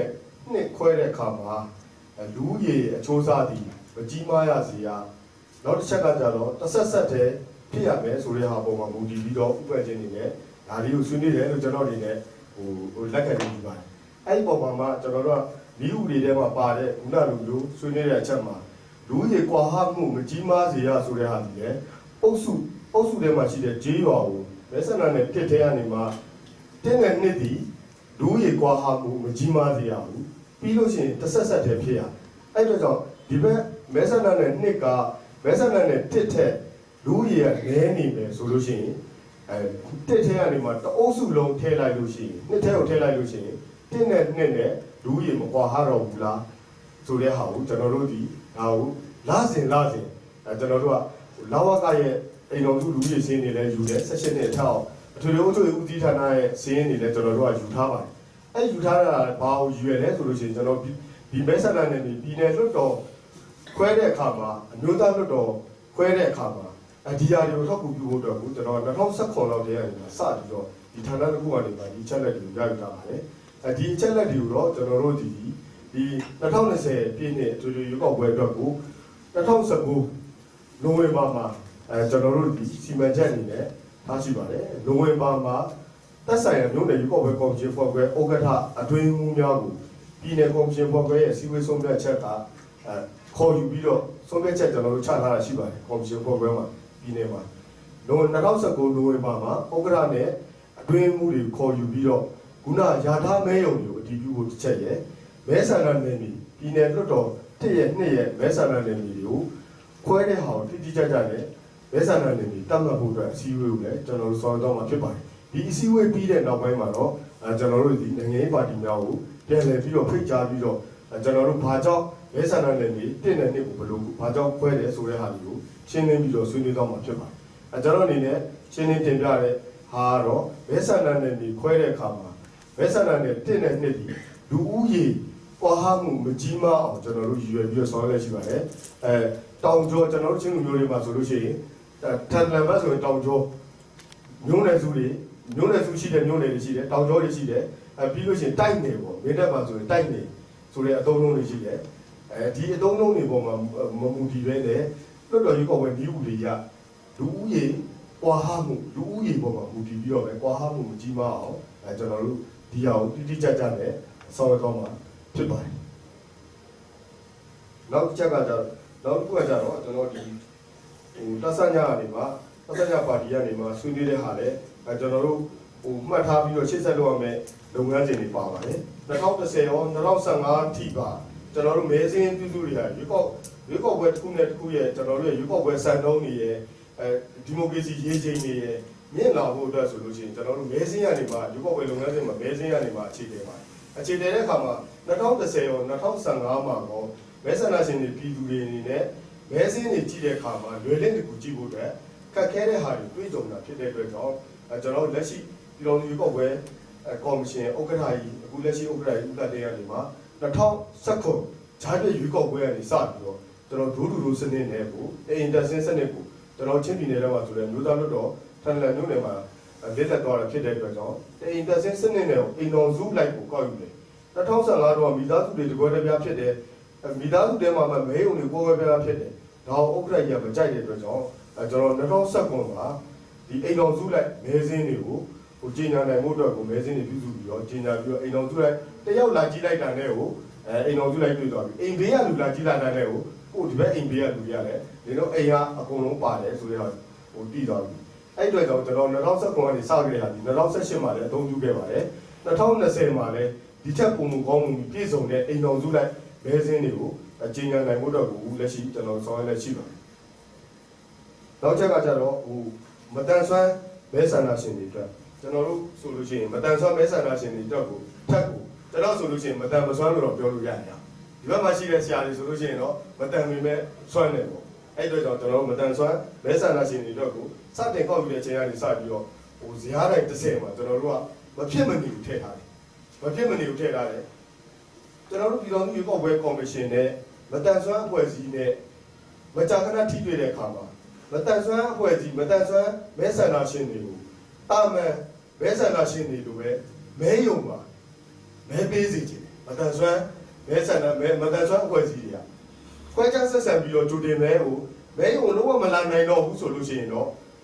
ကျွန်တော်တို့ကဂျူတင်မဲနေနဲ့ဆောင်ရွက်ပြီးတော့ဒါပေမဲ့မတန်ဆွမ်းမဲဆန္ဒရှင်တွေကျွန်တော်တို့ထက်အချို့နေရာတော်တော်များများမှာတန်ဆွမ်းတဲ့အပိုင်းတွေရှိတာဖြစ်တဲ့အတွက်ကြောင့်ဒန်းတူလူခွင့်ရမဆုံးရှုံးရလေမဲယုံမှာကိုယ်တိုင်ကိုယ်ကြလာပြီးမယ်အသက်အရွယ်ကြီးလို့ဟာအဘကတော့ဒီမှာအသက်အရွယ်ကြီးနေလို့ဒီမှာတယောက်ကတော့မဲဆန္ဒရှင်တယောက်ကတော့မတန်ဆွမ်းမျက်စိမမြင်လို့မဲယုံမလာပါနဲ့မဟုတ်ဘူးကျန်တဲ့လူတွေနဲ့ဒန်းတူကျွန်တော်တို့ဒီမဲယုံကိုသိခေါ်တယ်မဲယုံရောက်တဲ့အခါမှာလည်းမတန်ဆွမ်းမှုလို့ဆိုကျွန်တော်တို့အရှိကိုမတိုးဘူး။ဘာကြောင့်လဲဆိုတော့သူ့ရဲ့တိတ်ခါတရားရှိတယ်။အဲ့တိတ်ခါတရားဒီလူတိုင်းနဲ့ဒန်းတူဆောင်ရွက်နိုင်တယ်ဆိုတဲ့အခွင့်အရေးဒန်းတူကျွန်တော်တို့ဒီအရှိကိုတိုးပေးမလားခင်ဗျာမဲကိုကျွန်တော်တင်တဲ့နေမှာမဲကိုဒူမဲကိုမှုကနေမှာအရှိကိုတက်ပြီးတော့မဲကိုဝင်ပြီးမဲပေးခွင့်ရှိပါတယ်ဒါပေမဲ့မပေးဘဲနဲ့လည်းရှိမတက်ဘဲနဲ့ဒီနေရာမှာပဲစောင့်လို့ကြီးလဲရပါတယ်ဆိုတဲ့စကားအတုံးလုံးမျိုးอ่ะစာကျွန်တော်တို့ဒီတင်တဲ့ပြည့်တဲ့အခါမှာဒူမဲကိုမူရအောင်ဒီတိုင်းသွားပါတယ်အတော့ပေမဲ့လည်းခုနလိုမတန်ဆွမ်းနေတဲ့မှာမဲယုံကိုလုံးဝမဲယုံမလာနိုင်တော့တဲ့မတန်ဆွမ်းမဲဆန္ဒရှင်တို့ရှိတယ်ဆိုလို့ရှိရင်တော့ကျွန်တော်ဂျူတင်မဲလုပ်ငန်းစဉ်ကို2010 2015မှာတည်းကပြဋ္ဌာန်းထားပြီးသားနည်းဥပဒေတွေတဲကိုကျွန်တော်တို့ကတိတိကျကျနဲ့အကောင့်တွေပေါ်ခဲ့ရပြီ2010တုန်းကဂျူတင်မဲရဲ့အရေးမဲကို2015မှာကျွန်တော်တို့ကအများကြီးချိန်ဖက်ခဲ့ပြီးပါပြီ2015ရဲ့ကြံနေသေးတဲ့အမဲဆက်တွေကိုလည်းကျွန်တော်2018မှာချိန်ဖက်နေပါတယ်အခု2020မှာလည်းလုံးဝပပျောက်သွားမလားဆိုတော့လုံးဝပပျောက်မဲလို့ကျွန်တော်အနေနဲ့တော့အာမခံလို့မရဘူးပေါ့လုံးဝမရှိအောင်တော့ဆောင်ရွက်နိုင်ဖို့အတွက်ကျွန်တော်တို့အဆုံးကိုကြိုးစားသွားမှာဖြစ်ပါတယ်ဒီကြိုတင်မဲနဲ့ပတ်သက်လို့မတန်ဆွမ်းတဲ့ပုံကိုယ်တွေမဲဆန္ဒရှင်တွေအတွက်ကိုလည်းကြိုတင်မဲပေးနိုင်ခွင့်ရှိအောင်ကျွန်တော်တို့ဒီရကြေးကော်မရှင်တွေကိုတင်နှန်းပေးတဲ့အခါမှာတွေ့ဆုံတဲ့အခါတွေမှာတွားရောက်တဲ့အခါမှာမဲပေးခွင့်ကြိုတင်မဲပေးလို့ရတယ်မပေးဘဲနဲ့လည်းနေနိုင်တယ်ဆိုတဲ့စကားလုံးကကျွန်တော်တို့စပြီးတော့ပြောရပါတယ်မတန်ဆွမ်းမဲဆန္ဒရှင်တွားပြီးစော်ကားပြီးတို့ဖြစ်မှာသူမတန်ဆွမ်းလို့ငါ့ကိုကြိုတင်မဲမဲုံမလာစေချင်လို့ဒီမှာလူရမသွင်းချင်လို့ကြိုတင်မဲလာပေးခိုင်းတယ်ဆိုတဲ့အနေထားမျိုးမဖြစ်ရသေးအောင်ကျွန်တော်ဒီသုံးလုံးတွေကအစတော့ဒီမဲစင်းထဲမှာထည့်သွင်းတာဒီလေမဲယုံကိုလာဖို့အတွက်ကိုရည်ရွယ်ပြီးတော့မဲစင်းထဲမှာကျွန်တော်မှတ်ချက်ယူတာဖြစ်ပါတယ်အဲ့ဒီတစ်ခါကျမှမဲယုံတူလာရင်ကျွန်တော်တို့ဘယ်လိုပြင်ဆင်ပေးမလဲဆိုတဲ့ဟာကိုဆက်ပြီးဆောင်ရွက်ထားသလိုပဲခုနကကြိုတင်မဲကိစ္စတွေမှာလည်းအကောင်းဆုံးဖြစ်အောင်ကျွန်တော်တို့ဒီအောင်မမတတနဲ့အရင်ထက်ကောင်းအောင်ဆက်ပြီးတော့ဆောင်ရွက်ပေးတော့မှာဖြစ်ပါတယ်တော့ကျွန်တော်ဒီရက်ွက်လူဖွဲ့စည်းရနေမှာမတန်ဆွမ်းကနေမှာဆိုတော့မတန်ဆွမ်းမဲဆန္ဒရှင်ပေါ့နော်ကျွန်တော်ဒီလူကြီးကနေမှာဆွေးနွေးကြံပြတဲ့အထက်မှာလည်းခုနကဂျူတင်မဲကိစ္စမှာအိမ်တိုင်ရရောက်ဆိုတဲ့ခါမှာဒီလေကျွန်တော်တို့ဂျူတင်မဲလုပ်ငန်းစဉ်မှာမဲတန်ဆွမ်းမဲဆန္ဒရှင်တွေလည်းမဲယုံကိုမလာနိုင်လို့ရှိရင်ဂျူတင်မဲပေးခွင့်ရှိတယ်ဆိုတော့ဥပဒေက ပေးထားပြီးသားဖြစ်တယ်ပေးထားပြီးသားဟာကိုကျွန်တော်တို့ရကြေးကော်မရှင်တွေကနေမှသူတင်မဲ့ပေးခွင့်ရှိအောင်တချို့နေရာမှာဆိုလို့ရှိရင်ကျွန်တော်တို့ဒီမှာဆိုလို့ရှိရင်တော့နီးဥတွေထဲမှာမပါတဲ့ကိစ္စတော့မှကျွန်တော်တို့ကရည်ရွယ်ချက်တစ်ခုနဲ့လုပ်ပါတယ်မဲစင်းဆိုလို့ပြုစုတယ်ဆိုလို့ရှိရင်မဲပေးပိုင်ခွင့်ရှိတဲ့လူတွေမဲပေးခွင့်မဆုံးရှုံးအောင်မဲပေးတဲ့အချိန်မှာမဲုံမှာလျှို့ဝှက်မဲပေးတဲ့စနစ်ကိုမပြတ်ပြရအောင်မပြတ်စည်းစေရအောင်ဒီအောင်ရည်ရွယ်ချက်ပြီးလုပ်တာဖြစ်တဲ့အတွက်ကြောင့်ကျွန်တော်ဒီမတန်ဆွမ်းမဲဆန္ဒရှင်တွေအတွက်ကိုလည်းဂျူတင်မဲပေးဖို့အတွက်ကိုကျွန်တော်တို့ဒီဤဥပဒေထဲမှာမပါတဲ့ဟာတော့ကျွန်တော်တို့ကလုပ်ပါတယ်ဂျူတင်မဲပေးကြအောင်လားဟိဆိုပြီးတော့ကျွန်တော်တို့လိုက်အောင်ကိုအဆင်မပြေတဲ့အတွက်ကြောင့်ဤဥပဒေလည်းမပါဘူးညွှန်ကြားချက်ဒီလည်းမရှိသေးတဲ့အချိန်မှာကျွန်တော်တို့ဘုတ်ပြီးထောင်းပါတယ်ကြော်ညာနေနဲ့လိုက်ပြီးတော့မနက်၈ နာရီကနေစပြီးတော့ဂျူတင်မဲကိုရက်ကွက်ထဲမှာလိုက်ပြီးတော့ဘယ်နေ့မှစပြီးတော့ယူပါမယ်ယူတဲ့မှာဂျူတင်မဲပေးပိုင်ကိုရှိတဲ့လူတွေများရှိခဲ့မယ်ဆိုလို့ရှိရင်ရက်ကွက်ရုံးကိုတဆင့်အတိပေးအကြောင်းကြားဖို့ဒါမှမဟုတ်လို့ရှိရင်လည်းဂျူတင်မဲလာပြီးတော့ကောက်ခံတဲ့လူတွေရကြေးကော်မရှင်တွေရောက်လာတယ်ဆိုလို့ရှိရင်လည်းခေါ်ပြီးတော့ဂျူတင်မဲပေးဖို့ဒါတွေကိုကျွန်တော်တို့ကဂျူတင်ပြီးတော့ဤဥတွေလည်းမပါတဲ့ဟာကိုဒီနည်းဥတွေကိုအထောက်အမှဖြစ်အောင်ဒီလုပ်ငန်းစဉ်တွေကိုလည်း2019ကနေစပြီးတော့ကျွန်တော်ဆက်ပြီးတော့ဆောင်ရွက်လက်ရှိပါတယ်2020မှာလည်းဒီထက်မကကောင်းတဲ့အကြံဉာဏ်တွေနဲ့လူဒီမှာရှိတဲ့လူကြီးများရဲ့အကြံဉာဏ်တွေကထပ်ယူပြီးတော့ဒီကြိုတင်မဲနဲ့ပတ်သက်လို့အကောင်းဆုံးဖြစ်အောင်ဘယ်လိုဆောင်ရွက်မလဲဆိုတာနောက်ပိုင်းကျွန်တော်တွေးဆုံမှုတွေပါလဲဆက်လက်ပြီးတော့အကြံပြုဆွေးနွေးပြီးတော့ထိထိရောက်နဲ့အော်တယ်ပေါ်ဆောင်ရွက်ပြီးတော့မှာဖြစ်ပါတယ်နောက်တစ်ခုကျတော့ကျွန်တော်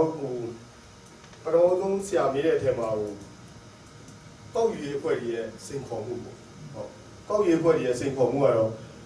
နေရာတကာတိုင်းမှာတော့စိန်ခေါ်မှုရှိတယ်စိန်ခေါ်မှုတစ်ခုနဲ့တစ်ခုကလည်းမတူညီနိုင်တဲ့ဟာတွေ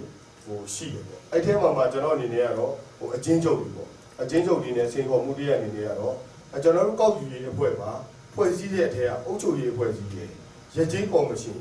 ်ဖွဲ့စည်းပါတယ်ရကြေးကော်မရှင်ဖွဲ့တဲ့အခါမှာလည်းကျွန်တော်တို့ကဥပဒေရဲ့တတ်မှတ်စံချိန်စံနှုန်းအရအများယုံကြည်လေးစားတဲ့ပုဂ္ဂိုလ်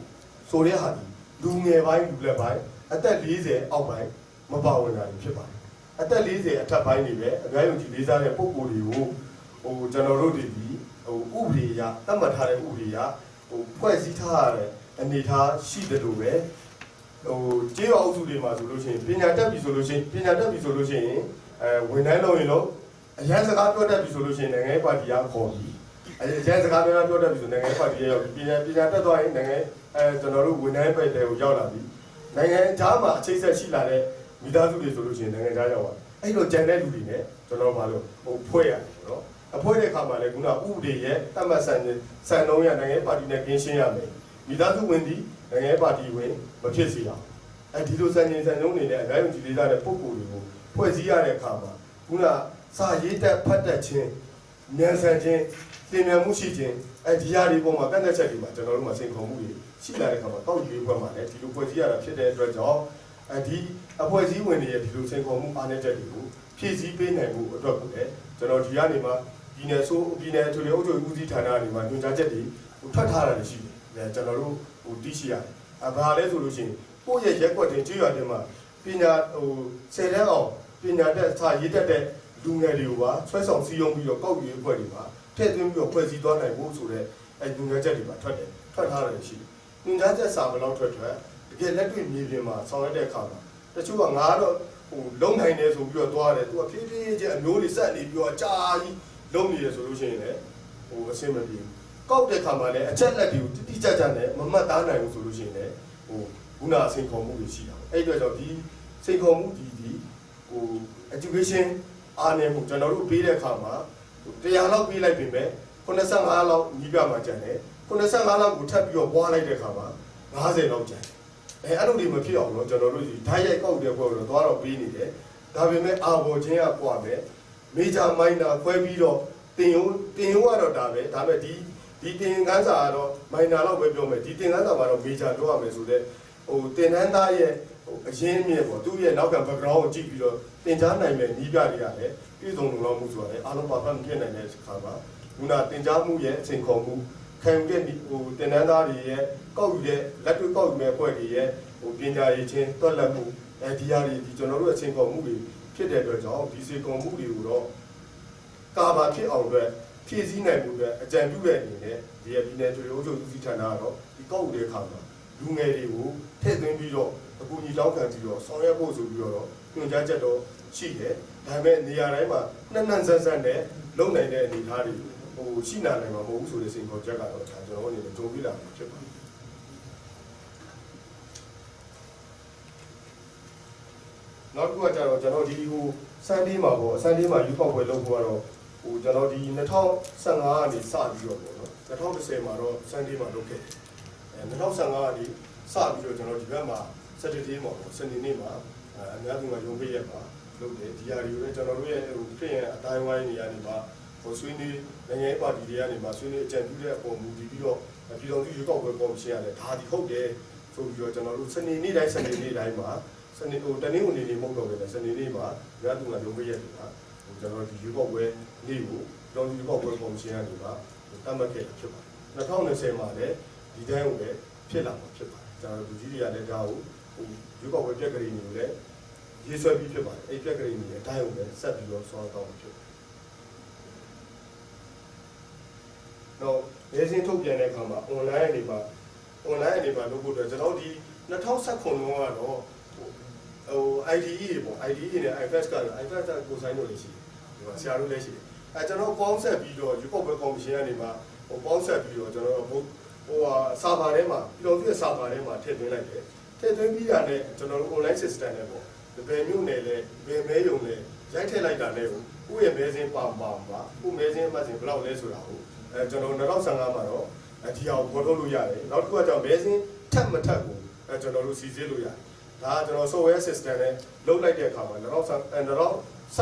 ပေါ့နော်2019တော့ဒီဟာလေးကိုပုံပြပုံသွင်းရခဲ့တယ်အဲ့တော့ကျွန်တော်တို့နိုင်ငံရဲ့ GDP အနေထားရပြည်တော်စုရဲ့ budget ကျွန်တော်နိုင်ငံရဲ့ GDP ပြည်တော်စုရဲ့ budget အနေထားရကျွန်တော်ဒီစာပါကြီးတစ်ခုလုံးကို software စနစ်တစ်ခုနဲ့ပေါ့လုပ်နိုင်မှုအတွက်ကိုကျွန်တော်ပြည်တော်စုကောက်ပွဲကော်မရှင်မှာရှိတဲ့ဥက္ကဋ္ဌကြီးရဲ့ပုံဝင်တွေလည်းစူးစမ်းနေတယ်စူးစမ်းပေမဲ့လည်းကျွန်တော်ရဲ့ခုန GDP ရဲ့ပြည်တော်စုရဲ့ budget ပေါ့ဒီအခြေအနေပေါ်မူပြည်တော်စုကော်မရှင်ရဲ့ budget မဟုတ်ဘူးတနိုင်ငံလုံးရဲ့ budget ဒီပေါ်မှာကျွန်တော်ဒီရွေးကောက်ပွဲတစ်ခုအတွက်ကိုအချို့ဆိုရင်ဂျားပြည့်အရန်လုပ်ချင်တယ်ကိုယ့်ရဲ့နိုင်ငံရဲ့ budget ဘယ်လောက်ဆိုတာခံမှန်းဖို့အတွက်လိုအပ်ချက်ရှိတယ်အခုလည်းကျွန်တော်လည်းအဲ့လိုပဲကျွန်တော်မမီတဲ့အတွက်ကြောင့်ရနိုင်မရနိုင်မသိသေးလို့ပဲဒီဘက်က IFS ဆရာတို့ကိုဆိုင်တို့ IDE တို့သူတို့ရဲ့ပတ်ဖို့ကူညီမှုပေါ့နော်ဒီပတ်ဖို့ကူညီမှုအားတွေများလာမယ်ဆိုလို့ရှိရင်တော့ခုနက border system ကိုလုပ်နေတယ်ဒါပေမဲ့လုံနိုင်တဲ့ဟာမလုံနိုင်တဲ့ဟာကိုကျွန်တော်စဉ်းစားမှာမဟုတ်ကျွန်တော်အနေနဲ့စဉ်းစားမှာမဟုတ်ဘာလုံနိုင်လဲလောက်လဲဆိုတဲ့ဟာအထီအောင်စဉ်းစားမှာဖြစ်တဲ့အတွက်တော့နောက်ဆုံးဆရာပြောတဲ့ခုနFacebook system Facebook လေးမှာ Facebook နဲ့ပေါ့ဒါမှမဟုတ်လို့ရှိရင်လည်းကျွန်တော်ဒီ group နဲ့ပဲဖြစ်ဖြစ်တခုပေါ့ကျွန်တော်အင်္ဂလိပ်လိုကောင်းမတတ်ဘူးပြီးရင်ဒီ technique တွေလည်းလုံးဝမတတ်ဘူးအဲ့တော့ဆရာတို့ရဲ့အကူအညီကိုဘယ်လိုလုပ်တင့်တော်မလဲเนาะကျွန်တော်ဆရာတို့ဒီမှာဆရာဆောင်ချမ်းတို့လည်းရှိတယ်ဆရာတို့တွေပေါင်းပြီးတော့ကျွန်တော်အကြံဉာဏ်ပေးလိုက်မယ်ဆိုလို့ရှိရင်တော့အမျိုးပေါ့ဒါမှမဟုတ်လို့ရှိရင်လည်းပြီးဘယ်မျိုးနဲ့မှရမလဲတပီနဲ့လုံးလုံးချုံပြီးကျွန်တော်တို့လုပ်နိုင်မလားဝီကုန်ကြေးကြမရှိဘဲနဲ့ကျွန်တော်တို့ဘာလုပ်နိုင်မလဲဝီကုန်ကြေးကြမရှိဘဲနဲ့ဘာလုပ်နိုင်မလဲဆိုတော့ရှေ့ဆက်ပြီးကျွန်တော်တို့မဖြစ်ဖြစ်အောင်အကောင့်တွေပေါ်တော့မှာဖြစ်ပါတယ်တော့ပညာပေးအစီအစဉ်တွေကိုဆရာမဆွေးနွေးတာအရင်ကောင်းတယ်ကျွန်တော်တို့ဒီအစီအစဉ်လေးကိုတော့ဥက္ကဋ္ဌကြီးရတယ်ကျွန်တော်လမ်းညွှန်ပြည်နယ်ဥက္ကဋ္ဌလည်းလမ်းညွှန်တာရှိပါတယ်ဒါကိုတော့ကျွန်တော်တို့ကဒီ2019ထဲမှာပြည်နယ်ကော်မရှင်ပေါ်ခွဲတွေရဲ့အစည်းအဝေးဆုံးဖြတ်ချက်ပေါ့ရယူပြီးတဲ့အခါမှာပြည်တော်စုကောက်ပွဲကော်မရှင်ကျွန်တော်တို့တင်ပြမယ်အစီအစဉ်ကိုဥက္ကဋ္ဌကြီးကျွန်တော်ရှိလမ်းညွှန်တာရှိတယ်ဒါကဘာလဲဆိုလို့ရှိရင်ကျွန်တော်တို့ရွေးကောက်ပွဲညီးမှာရဲချုပ်ကော်မရှင်တွေတင်ပြပေးတယ်နောက်ဆရာမတွေတင်ပြပေးတယ်တင်ပြပေးတဲ့လူတွေရှက်တယ်ပေးခံရတဲ့လူတွေရှက်ကြကောင်းတယ်နှစ်တိုင်းပေးတယ်ဒါတော့ပေးနေဒီလောက်တော့မှမသိသေးဘူးလားအခုချိန်ဒါဒီကျွန်တော်ပေးတဲ့တင်နီးပြတွေအတွက်လည်းတိတ်ခါလည်းကြားတယ်တင်တန်းလာတက်နေတဲ့ဆရာမတွေအတွက်လည်းအမှန်ဆိုစဉ်းစားလိုက်လို့ရှိရင်ဆက်ပေါ့အဲ့ဒါကတင်နေရတယ်အဲ့တော့ကျွန်တော်တို့ကဥက္ကဋ္ဌရဘာပြောလဲဆိုတော့လကုံမှာပညာရေးအစည်းအဝေးတွေမှာလာထုံးမဲ့ကျောင်းဒါမှမဟုတ်လို့ရှိရင်ဒူကျောင်းဒါပြည်နယ်ဆိုးအဖွဲ့ကိုကျွန်တော်တို့ကတင်ပြမယ်ဒီအစည်းအဝေးဆုံးဖြတ်ချက်ယူပြီးတော့ပြည်နယ်ဆိုးအဖွဲ့ကိုတင်ပြမယ်ပြည်နယ်ဆိုးအဖွဲ့ကနေမှဒီပညာရေးဝန်ထမ်းတွေဒီတားမှာကျောင်းလာတဲ့လာတော့ဒူကျောင်းဒါမှမဟုတ်အနေလုံးစင်ဒါသူတို့ဒီမဲမှုတွေလုပ်မယ်ဒူမဲမှုတွေလုပ်မယ်ဒီလူတွေလာထုတ်တဲ့လာကုန်ရမှာလာစဉ်ကျွန်တော်တို့ကမဲယုံရဲ့လုပ်ငန်းစဉ်တွေသင်ခန်းစာတွေနဲ့အပိုင်းပိုင်းဖြတ်ပြီးတော့ဂျာမန်ငွေနေနဲ့လည်းကျွန်တော်တို့ထမင်းလည်းမကျွေးနိုင်ဘူးလက်ဖက်ရည်နဲ့မုံလောက်တော့ဘူဝေး system နဲ့တိုက်ပြီးတော့ပေါ့နော် အဲ့ကောင်ကိုကျွန်တော်တို့ကလားစဉ်ဟိုလုပ်ဖို့အတွက်ဟိုစီမံမှုအတွက်ကျွန်တော်ဆုံးဖြတ်ချက်ယူပြီးတော့ဆောင်ရွက်ဖို့ရှိတယ်အဲ့ဒါကိုလည်းကျွန်တော်ဒီကောက်ပွဲကော်မရှင်တင်ပြပြီးကျွန်တော်ဒီကောက်ပွဲကော်မရှင်ကထမင်းမိုးပေးနေကျွန်တော်တို့ပို့ပြီးမှတာဆိုတော့ကျွန်တော်ပြည်နေတယ်အဲ့ဒါလည်းဘယ်လိုနဲ့မဟုတ်ဘူးဆိုလည်း okay ပြဿနာမရှိဘူးပေါ့နော်အဲ့ဒါလေးကိုပြည်နယ်ဆိုအဖွဲ့ကနေမှညွှန်ကြားချက်နဲ့ကျွန်တော်ဒီရောက်ဟိုထွေထွေအုပ်ချုပ်ရေးဦးစီးဌာနစည်ရေးတွေအုပ်ချုပ်ရေးမှုတွေတက်လာရင်သူတို့နဲ့သက်ဆိုင်တဲ့တင်တော့ကျွန်တော်လာတယ်ပြည်ပညာရေးနဲ့သက်ဆိုင်တဲ့ဟာမဲုံမှုဒုမဲုံမှုတွေတင်တန်းတွေမဲုံပုံဝင်တွေတင်တန်းတွေအားလုံးလာစဉ်အပိုင်းနဲ့ခွဲပြီးတော့ပြည့်ပြည့်ချင်းသူတို့နားကျင်တော့လုံနိုင်တော့အောင်တော့နီးမှမဟုတ်ခင်လေဒါတော့ကျွန်တော်ဆရာရဲ့အကြံဉာဏ်ပါဒီဟာလေးကိုဆက်ပြီးတော့ကျွန်တော်ပုံတင်ပေါ်တော့ပြပါမယ်လုပ်ဖို့ကျွန်တော်တို့အစီအစဉ်လေးကိုဆရာမတို့နဲ့ပူးပေါင်းပြီးတော့ဆက်ပြီးတော့ဆောင်ရွက်ပါနောက်တစ်ခုကကျတော့ကျွန်တော်ဒီဟိုမဲစင်းတွေကောက်တဲ့အခါမှာဆရာတုံးမဆွေးနွေးတဲ့အခါမှာတကယ်ကောက်ယူဖို့ပေါ့ဒါအရင်မှန်တယ်ကျွန်တော်တို့ဒီဟာပြည်နယ်ဥက္ကရာကြီးကိုယ်တိုင်မန်ပါတွေရောပါတယ်အကုန်လုံးကျွန်တော်တို့ဒီပြည်နယ်ရုံးမှာအစည်းအဝေးတစ်ခုတည်းနဲ့လုပ်တာမဟုတ်ဘူးရုံးတယ်အဆင့်လောက်ဒီပဲဆင်းတာမဟုတ်ဘူးလေရက်ကြီးအဆင့်ထိပါဆင်းပါတယ်ရက်ကြီးရုံးမှာအုပ်ချုပ်ရေးမှုရုံးမှာဟိုစင်းရင်းတွေပေါ့လူကြီးစင်းတွေအိမ်တော်စုစင်းတွေဘယ်လိုပြုစုထားလဲအဆင့်ထိအောင်လို့ကျွန်တော်တို့ဒီမျိုးကိုရက်ခွက်ဒီကိုအစိုးရဘက်ကိုတင်ပြပြီးတာအစိုးရဘက်ကွန်ပျူတာယူပြီးတာနဲ့ကျွန်တော်တို့ဒီရက်ကြီးရုံးတွေအဆင့်ထိအောင်ဆင်းတယ်ဆင်းပြီးတာနဲ့သူတို့လူကြီးစင်းတွေဘယ်လောက်ရှိလဲအဲ့ဒါကိုကြည့်တယ်အဲ့ပုံမှန်မူတည်ပြီးတော့ပြည်နယ်အစိုးရဘက်ကိုကျွန်တော်တို့ရှိချက်တွေကိုပြန်တင်ပြပြည်နယ်အစိုးရဘက်ကနေမှပြန်ပြီးတော့တက်ဆိုင်ရာထွေထွေအုပ်ချုပ်ရေးဦးစီးဌာနတွေကိုပြန်ပြီးတော့ညွှန်ကြားပေးတယ်ဒါကိုကျွန်တော်တို့ဟိုကြေးရွာအဆင့်ထိကိုကျွန်တော်တို့ကမသွားနိုင်တဲ့အကြောင်းရင်းတွေကတော့အားလုံးဒီစိန်ခေါ်မှုတော့ဒီတီကောင်းသိပါလိမ့်မယ်မြို့ပေါ်ရက်ကွက်ရဲ့နမူနာကိုယူပြီးတော့မြို့ပေါ်ရက်ကွက်မှာတော့မှဒီလောက်ဖြစ်နေရင်ကြေးရွာအုပ်စုမှာဆိုဒီထက်ပိုဆိုးမယ်ဆိုတော့ဟိုတာရကောက်ကိုကျွန်တော်ဒီပြည်နယ်ဥက္ကဋ္ဌအနေနဲ့အဖွဲ့ဝင်တွေကနေပါရုံးနေမှာသွားပြီးတော့စင်းစရာတွေအိမ်လုံးစင်းတွေအရင်ဟိုသွားပြီးတော့ကြည့်ရှုပါလေ့လာပြီးတဲ့အခါမှာတွေးရှိချက်တွေကိုဆောင်ရွက်တာရှိပါတယ်အဲ့ဆရာကျော်မပြောတဲ့ဟာနဲ့ဆက်ဆက်ပြီးကျွန်တော်ဟိုဆွေးနွေးတင်ပြခြင်းဖြစ်ပါတယ်ဘာကြောင့်လဲဆိုတော့ကောက်ယူတဲ့အခါမှာငကိုစင်းတွေကိုပဲပြန်ပြီးတော့ရေးလာမယ်ဆိုလို့ရှိရင်ငကိုစင်းတွေအတိုင်းပဲဟိုဖြစ်လာမယ်ဆိုတော့ဆရာအနေနဲ့ဆွေးနွေးခြင်းဖြစ်ပါတယ်ဒီဟာတွေကိုလည်းကျွန်တော်နိကတင်တန်းမှာလည်းမဖြစ်မနေကျွန်တော်တို့ဒီတိုင်းကိုဟိုထည့်ပြီးပြောတယ်ငကိုရှိပြီးသားဟာတင်2012တော့ဟာတွေရှိဖြစ်နေတယ်အဲ့ဒီစင်းတွေအားလုံးကရေးခဲ့မယ်ဆိုလို့ရှိရင်ကောက်မဲ့ပုံစံအောက်မှာကာကြီးထဲမှာအုပ်ချုပ်ရေးမှုရက်ကွက်အုပ်ချုပ်ရေးမှုတရားခံဖြစ်ပါမယ်ရက်ကွက်အုပ်ချုပ်ရေးမှုကနေအတည်ပြုလိုက်တဲ့ဟိုနောက်ဆက်တွဲကာကြီးဒီစုစည်းပြီးတော့နောက်ဆက်တွဲဂါငယ်နဲ့ဂါကြီးဆိုတာရှိပါတယ်နောက်ဆက်တွဲဂါငယ်မှာဒီမြို့နယ်အုပ်ချုပ်မှုနဲ့နောက်ဆက်တွဲဂါကြီးဒီလည်းမြို့နယ်အုပ်ချုပ်ရေးမှုကနေမှလက်မှတ်ထိုးပြီးတော့မြို့နယ်ရွေးကောက်ပွဲကော်မရှင်ကိုအခြေခံမဲဆင်းပြုစုဖို့တာဝန်ခံပြီးအပ်မှာဖြစ်ပါတယ်အဲ့ဒီကွဲလွဲမှုတွေတာဝန်ခံပြီးအပ်လာတဲ့စင်ငယ်ဒီငကိုစင်းနေများတာကောက်ခံခဲ့လို့ခုနကနိုင်ငံရေးပါတီတွေမီဒီယာတွေ CSO တွေကများထောက်ခဲ့မယ်ဆိုလို့ရှိရင်တော့ငကိုစင်းဟောင်းတွေဖြစ်ခဲ့ပြီးလက်မှတ်ထိုးခဲ့တဲ့လူတွေဒါကျွန်တော်တို့ကအတည်ပြုထားတာဖြစ်တယ်ဗျအဲ့လိုဖြစ်ခဲ့ရင်တော့ကျွန်တော်တို့ဒီဝန်ထမ်းရဲ့စီမင်းစီကံရရေးခံတယ်လို့ပဲကျွန်တော်တို့ရွေးကောက်ပွဲဥပဒေအခန်း73ထဲမှာလည်းပါတယ်ညီတူမဆိုဆိုတဲ့အထက်မှာကျွန်တော်တို့ဒီဥပဒေအရရွေးကောက်ပွဲလုပ်ငန်းစဉ်ရဲ့မဲစဉ်ရွေးကောက်ပွဲနဲ့ပတ်သက်တဲ့စာရွက်စာတမ်းတွေကိုဟိုဖြတ်လို့ပြည့်စည်လုပ်တာတွေဖတ်ရှုလို့မရအောင်လုပ်တယ်ဆိုတာလည်းဒီဟာဒီအလားတန်တူတာဖြစ်တဲ့အတွက်ကြောင့်ဒါတို့ဒီဘောက်ကောင်းတဲ့ပုံဝဲရောက်ရှိနေတော့မှာပြောတယ်ကျွန်တော်တို့ကတော့အဓိကတော့တွဲုံနေနဲ့ဆိုတော့ပြောသလိုကျွန်တော်ကြီးကြပ်ရေးအဖွဲ့မှာတွဲမှုကြီးနေမှာဆိုတဲ့တွဲမှုစင်နေတဲ့ဘလူးကတောင်းရတာရှိပါတယ်။အခရင်စစ်မှာလည်းကျွန်တော်တို့ခဲဒုက္ခလို့ချုံမှုကကြီးကြပ်ရေးမှုနဲ့အကြီးကြီးဖွဲ့ဝင်တွဲမှုတွေလည်းကျွန်တော်ဆော်ပေးရမှာရှိပါတယ်။မြို့နယ်မှာဆိုတော့ကျွန်တော်မြို့နယ်အုပ်ချုပ်ရေးမှုရောဒုတိယမြို့နယ်အုပ်ချုပ်ရေးမှုဒီလူရေးစင်ကောက်ရေးအဖွဲ့မှာဥက္ကဋ္ဌနဲ့တွဲမှုဖြစ်တဲ့အဓိကတောင်းပြီးတော့သူတို့ပေးကြပါတယ်။သူတို့အောက်မှာရှိနေတဲ့ကျွန်တော်တို့ရက်ကြီးအုပ်စုအုပ်ချုပ်ရေးမှုစီးများအားလုံးကလည်းပဲဒါအခြေခံ unit ဖြစ်နေလို့ဒီအိမ်နယ်ရောက်သွားပြီးတော့ဆောင်ရတဲ့ပိုင်းတွေတော့လုပ်ပေးရရှိပါတယ်။ဒီဘက်မှာတော့ကျွန်တော်တို့စပြီးတော့မှဒီစီမံချက်ကတော့ကျွန်တော်တို့ဂျုံလာလောက်မှာကျွန်တော်တို့ဒီလိုဒီဘက်ကောင်ရှင်ကဖြတ်ဝင်နေတဲ့ဟာကိုကျွန်တော်စပြီးရရှိပါတယ်။ကျွန်တော်တို့ဝန်ကြီးဌာနတွေပဲကျွန်တော်တို့တောင်းကြပါတယ်။အဲဒီပုံမှာကျွန်တော်တို့အနေနဲ့တခုပဲကျွန်တော်တို့ဘက်ကဟိုဟာလေးဖြစ်သွားတာကတော့ဒီဘယ်စေဟိုတော့ပြောရကုန်ကြစီပေါ့။ကုန်ကြစီနဲ့ပတ်သက်လို့ကတော့ကျွန်တော်တို့ကဒီအဲ့ကျွန်တော်စီကိုအကြောင်းကြားစာရရှိတဲ့အချိန်မှာတော့ကျွန်တော်တို့19-20နဲ့ပတ်သက်တဲ့ဘတ်ဂျက်ကလည်းကျွန်တော်တို့ တိုင်းကော်မရှင်မှာကျွန်တော်တို့ဒီပြပြီးသားအနေထားကိုရောက်သွားနေတာဖြစ်ပါတယ်ကျွန်တော်ပြည်နယ်မှာလည်းပဲကျွန်တော်အားလုံး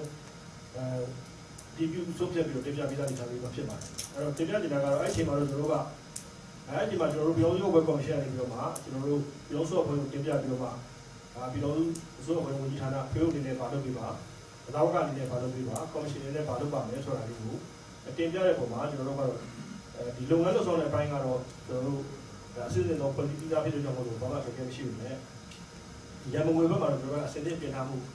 မလုပ်လိုက်ရတဲ့ဒီဟာလေးကိုဖြစ်သွားခဲ့ပါတယ်ဒါလို့ကျွန်တော်တို့အချိန်မီပဲကျွန်တော်တို့ဒီအဲ့မှာလည်းကျွန်တော်တို့ရုပ်ကနေပြီးတော့ပြန်ပြန်ကြားပါတယ်အဲ့တော့ဒီရန်ကုန်နဲ့ပတ်သက်လို့အထူးကအဓိကလုပ်ရမယ့်လူကြီးစင်းကောက်ရဲ့ဘိုင်းတွေအဲ့တော့စင်းကောက်ဖွဲ့တွေဆောင်းရမယ့်ဘိုင်းတွေဒီပြတဲ့နဲ့ပူချမယ့်ဘိုင်းတွေအဲဒီ ground ဆင်းရမယ့်ဘိုင်းတွေကိုကျွန်တော်ဒီသက်ဆိုင်ရာစိုးအဖွဲ့တွေပဲတင်ပြပြီးတော့မှဆောင်းရပါလို့ကျွန်တော်တို့ပြောပြခဲ့ပါတယ်အဲ့ပုံမှာကျွန်တော်တို့အချိန်မီပဲကျွန်တော်တို့သက်ဆိုင်ရာလာရောက်မယ့်မြို့တွေကိုကျွန်တော်တို့သူမြို့နယ်မှာရှိနေတဲ့အခြေအဝေါ်လူကြီးအိမ်တော်စုနောက်တော့အကွာဝေးကိုမူတည်ပြီးကျွန်တော်တို့ကနေမှာကျွန်တော်ဒီနိုင်ငံတော်သတ်မှတ်ပြဋ္ဌာန်းထားတဲ့ဒီနယ်လုံးလောကကိုကျွန်တော်ပြီးခဲ့တဲ့ဂျာမနီကောက်ပွဲမှာတော့ခွင့်ပြုခဲ့တဲ့ကျွန်တော်တို့ကောက်ရှင်တွေပြီးခဲ့တဲ့ဒီဆိုင်ခီးစိတ်နှုတ်သားလေးကိုအခြေခံကျွန်တော်ပြုလုပ်ခဲ့ပါတယ်။ဆက်ပြီးတင်ပြရအောင်လို့ကျွန်တော်တို့ဒီထွေးုံနေတော့300ကျော်ကျွန်တော်တို့သုံးဆွဲဖို့ရာထားပြီးတော့ကျွန်တော်တို့ပြည်နယ်ဆိုအဖွဲ့ကိုကျွန်တော်တင်ပြထားရှိပါတယ်။ဒါလေးတခုတော့ကျွန်တော်တို့ဗန်လိုက်တဲ့ဆရာမှာတော့ကျွန်တော်လေးလောက်ကျသွားတဲ့ဟာကိုဒါပေမဲ့ကျွန်တော်တို့ပြန်ပြီးတော့ခြေရပ်လို့ခေါ်တဲ့အထူးပို့ဆိုင်လုပ်ငန်းတွေတော့ပြန်တောက်ခါထားပြီးကျွန်တော်ဒါလေးကိုပြောပြရအောင်။ဒုတိယချက်ကတော့ကျွန်တော်တို့ဒီတင်တန်းနေလည်းကျွန်တော်ဒီ26လ2019ရက်နေ့မှာဒီနောက်ပြည်နယ်ရုပ်ောက်ပွဲကော်မရှင်နဲ့ကျွန်တော်တို့တောင်းပေးကြရကျွန်တော်ဒီမှာပဲကျွန်တော်တို့သက်ဆိုင်ရာမြို့နယ်ဥဆောင်မှုရအောင်တော့မြို့နယ်လာဝကပူးတူမှုများတော့မြို့နယ်ရုပ်ောက်ပွဲ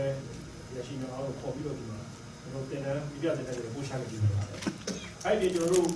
့တက်ပြီးသက်ဆိုင်ရာမြို့နယ်မှာလည်းပြန်ပြီးတော့မှစစ်ဘောတင်တန်းတွေတွေးချနိုင်ပို့ချနိုင်ဖို့အတွက်လည်းကျွန်တော်တို့ဒီဘက်ကပြီးတော့ပြည်နယ်ရုပ်ောက်ပွဲကော်မရှင်နဲ့ကျွန်တော်စားစတဲ့တော်ဒီပြည်စုံစုံလေးနဲ့ပြုစုပြီးတော့ဖြတ်လုပ်ပေးရတာရှိပါတယ်ကျွန်တော်တို့ဘက်ကလည်းကျွန်တော်တို့တက်တဲ့ပြုစုပြီးတော့ကျွန်တော်ပြည်နယ်ဥဆောင်မှုကလည်းပြုစုမှတာပြီးတော့မှနောက်ကျမှတာပြီးတော့ကျွန်တော်တို့တောင်းပေးရတာရှိပါတယ်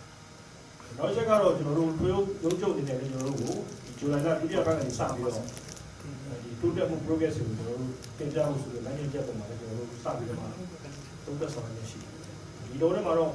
ပြည်နယ်ကောက်ပွဲကော်မရှင်ကနေ့စဉ်ဆောင်မှုတွေပါပြည်နယ်ဆိုပြီးတော့မြို့နယ်လူကြီးထုတ်ရေးစင်းကိုကျွန်တော်တောင်းကြထားတာရှိပါတယ်ဒါလည်းကျွန်တော်တို့ပြည်နယ်ထွေးရုံနေကိုစိုးအဖွဲ့တွေထပ်ဆင့်တင်ကြားပြီးတော့လည်းဒါဒီနိုင်ငံတော်ရဲ့လုပ်ငန်းစဉ်ဖြစ်တယ်အခြေခံအကြောင်းဆုံးနဲ့အရေးကြီးဆုံးလုပ်ငန်းတွေပြောလို့ကျွန်တော်လေးနဲ့ထားပြီးတော့ကိုလည်းအဲ့ဒီမှာကြားဆောင်ထားနေရှိပါတယ်နောက်တစ်ချက်ကတော့ကျွန်တော်တို့နေနေအခြေအနေပါပဲဒါတော့ကျွန်တော်ကြီးပြည်နယ်မှာကျန်တဲ့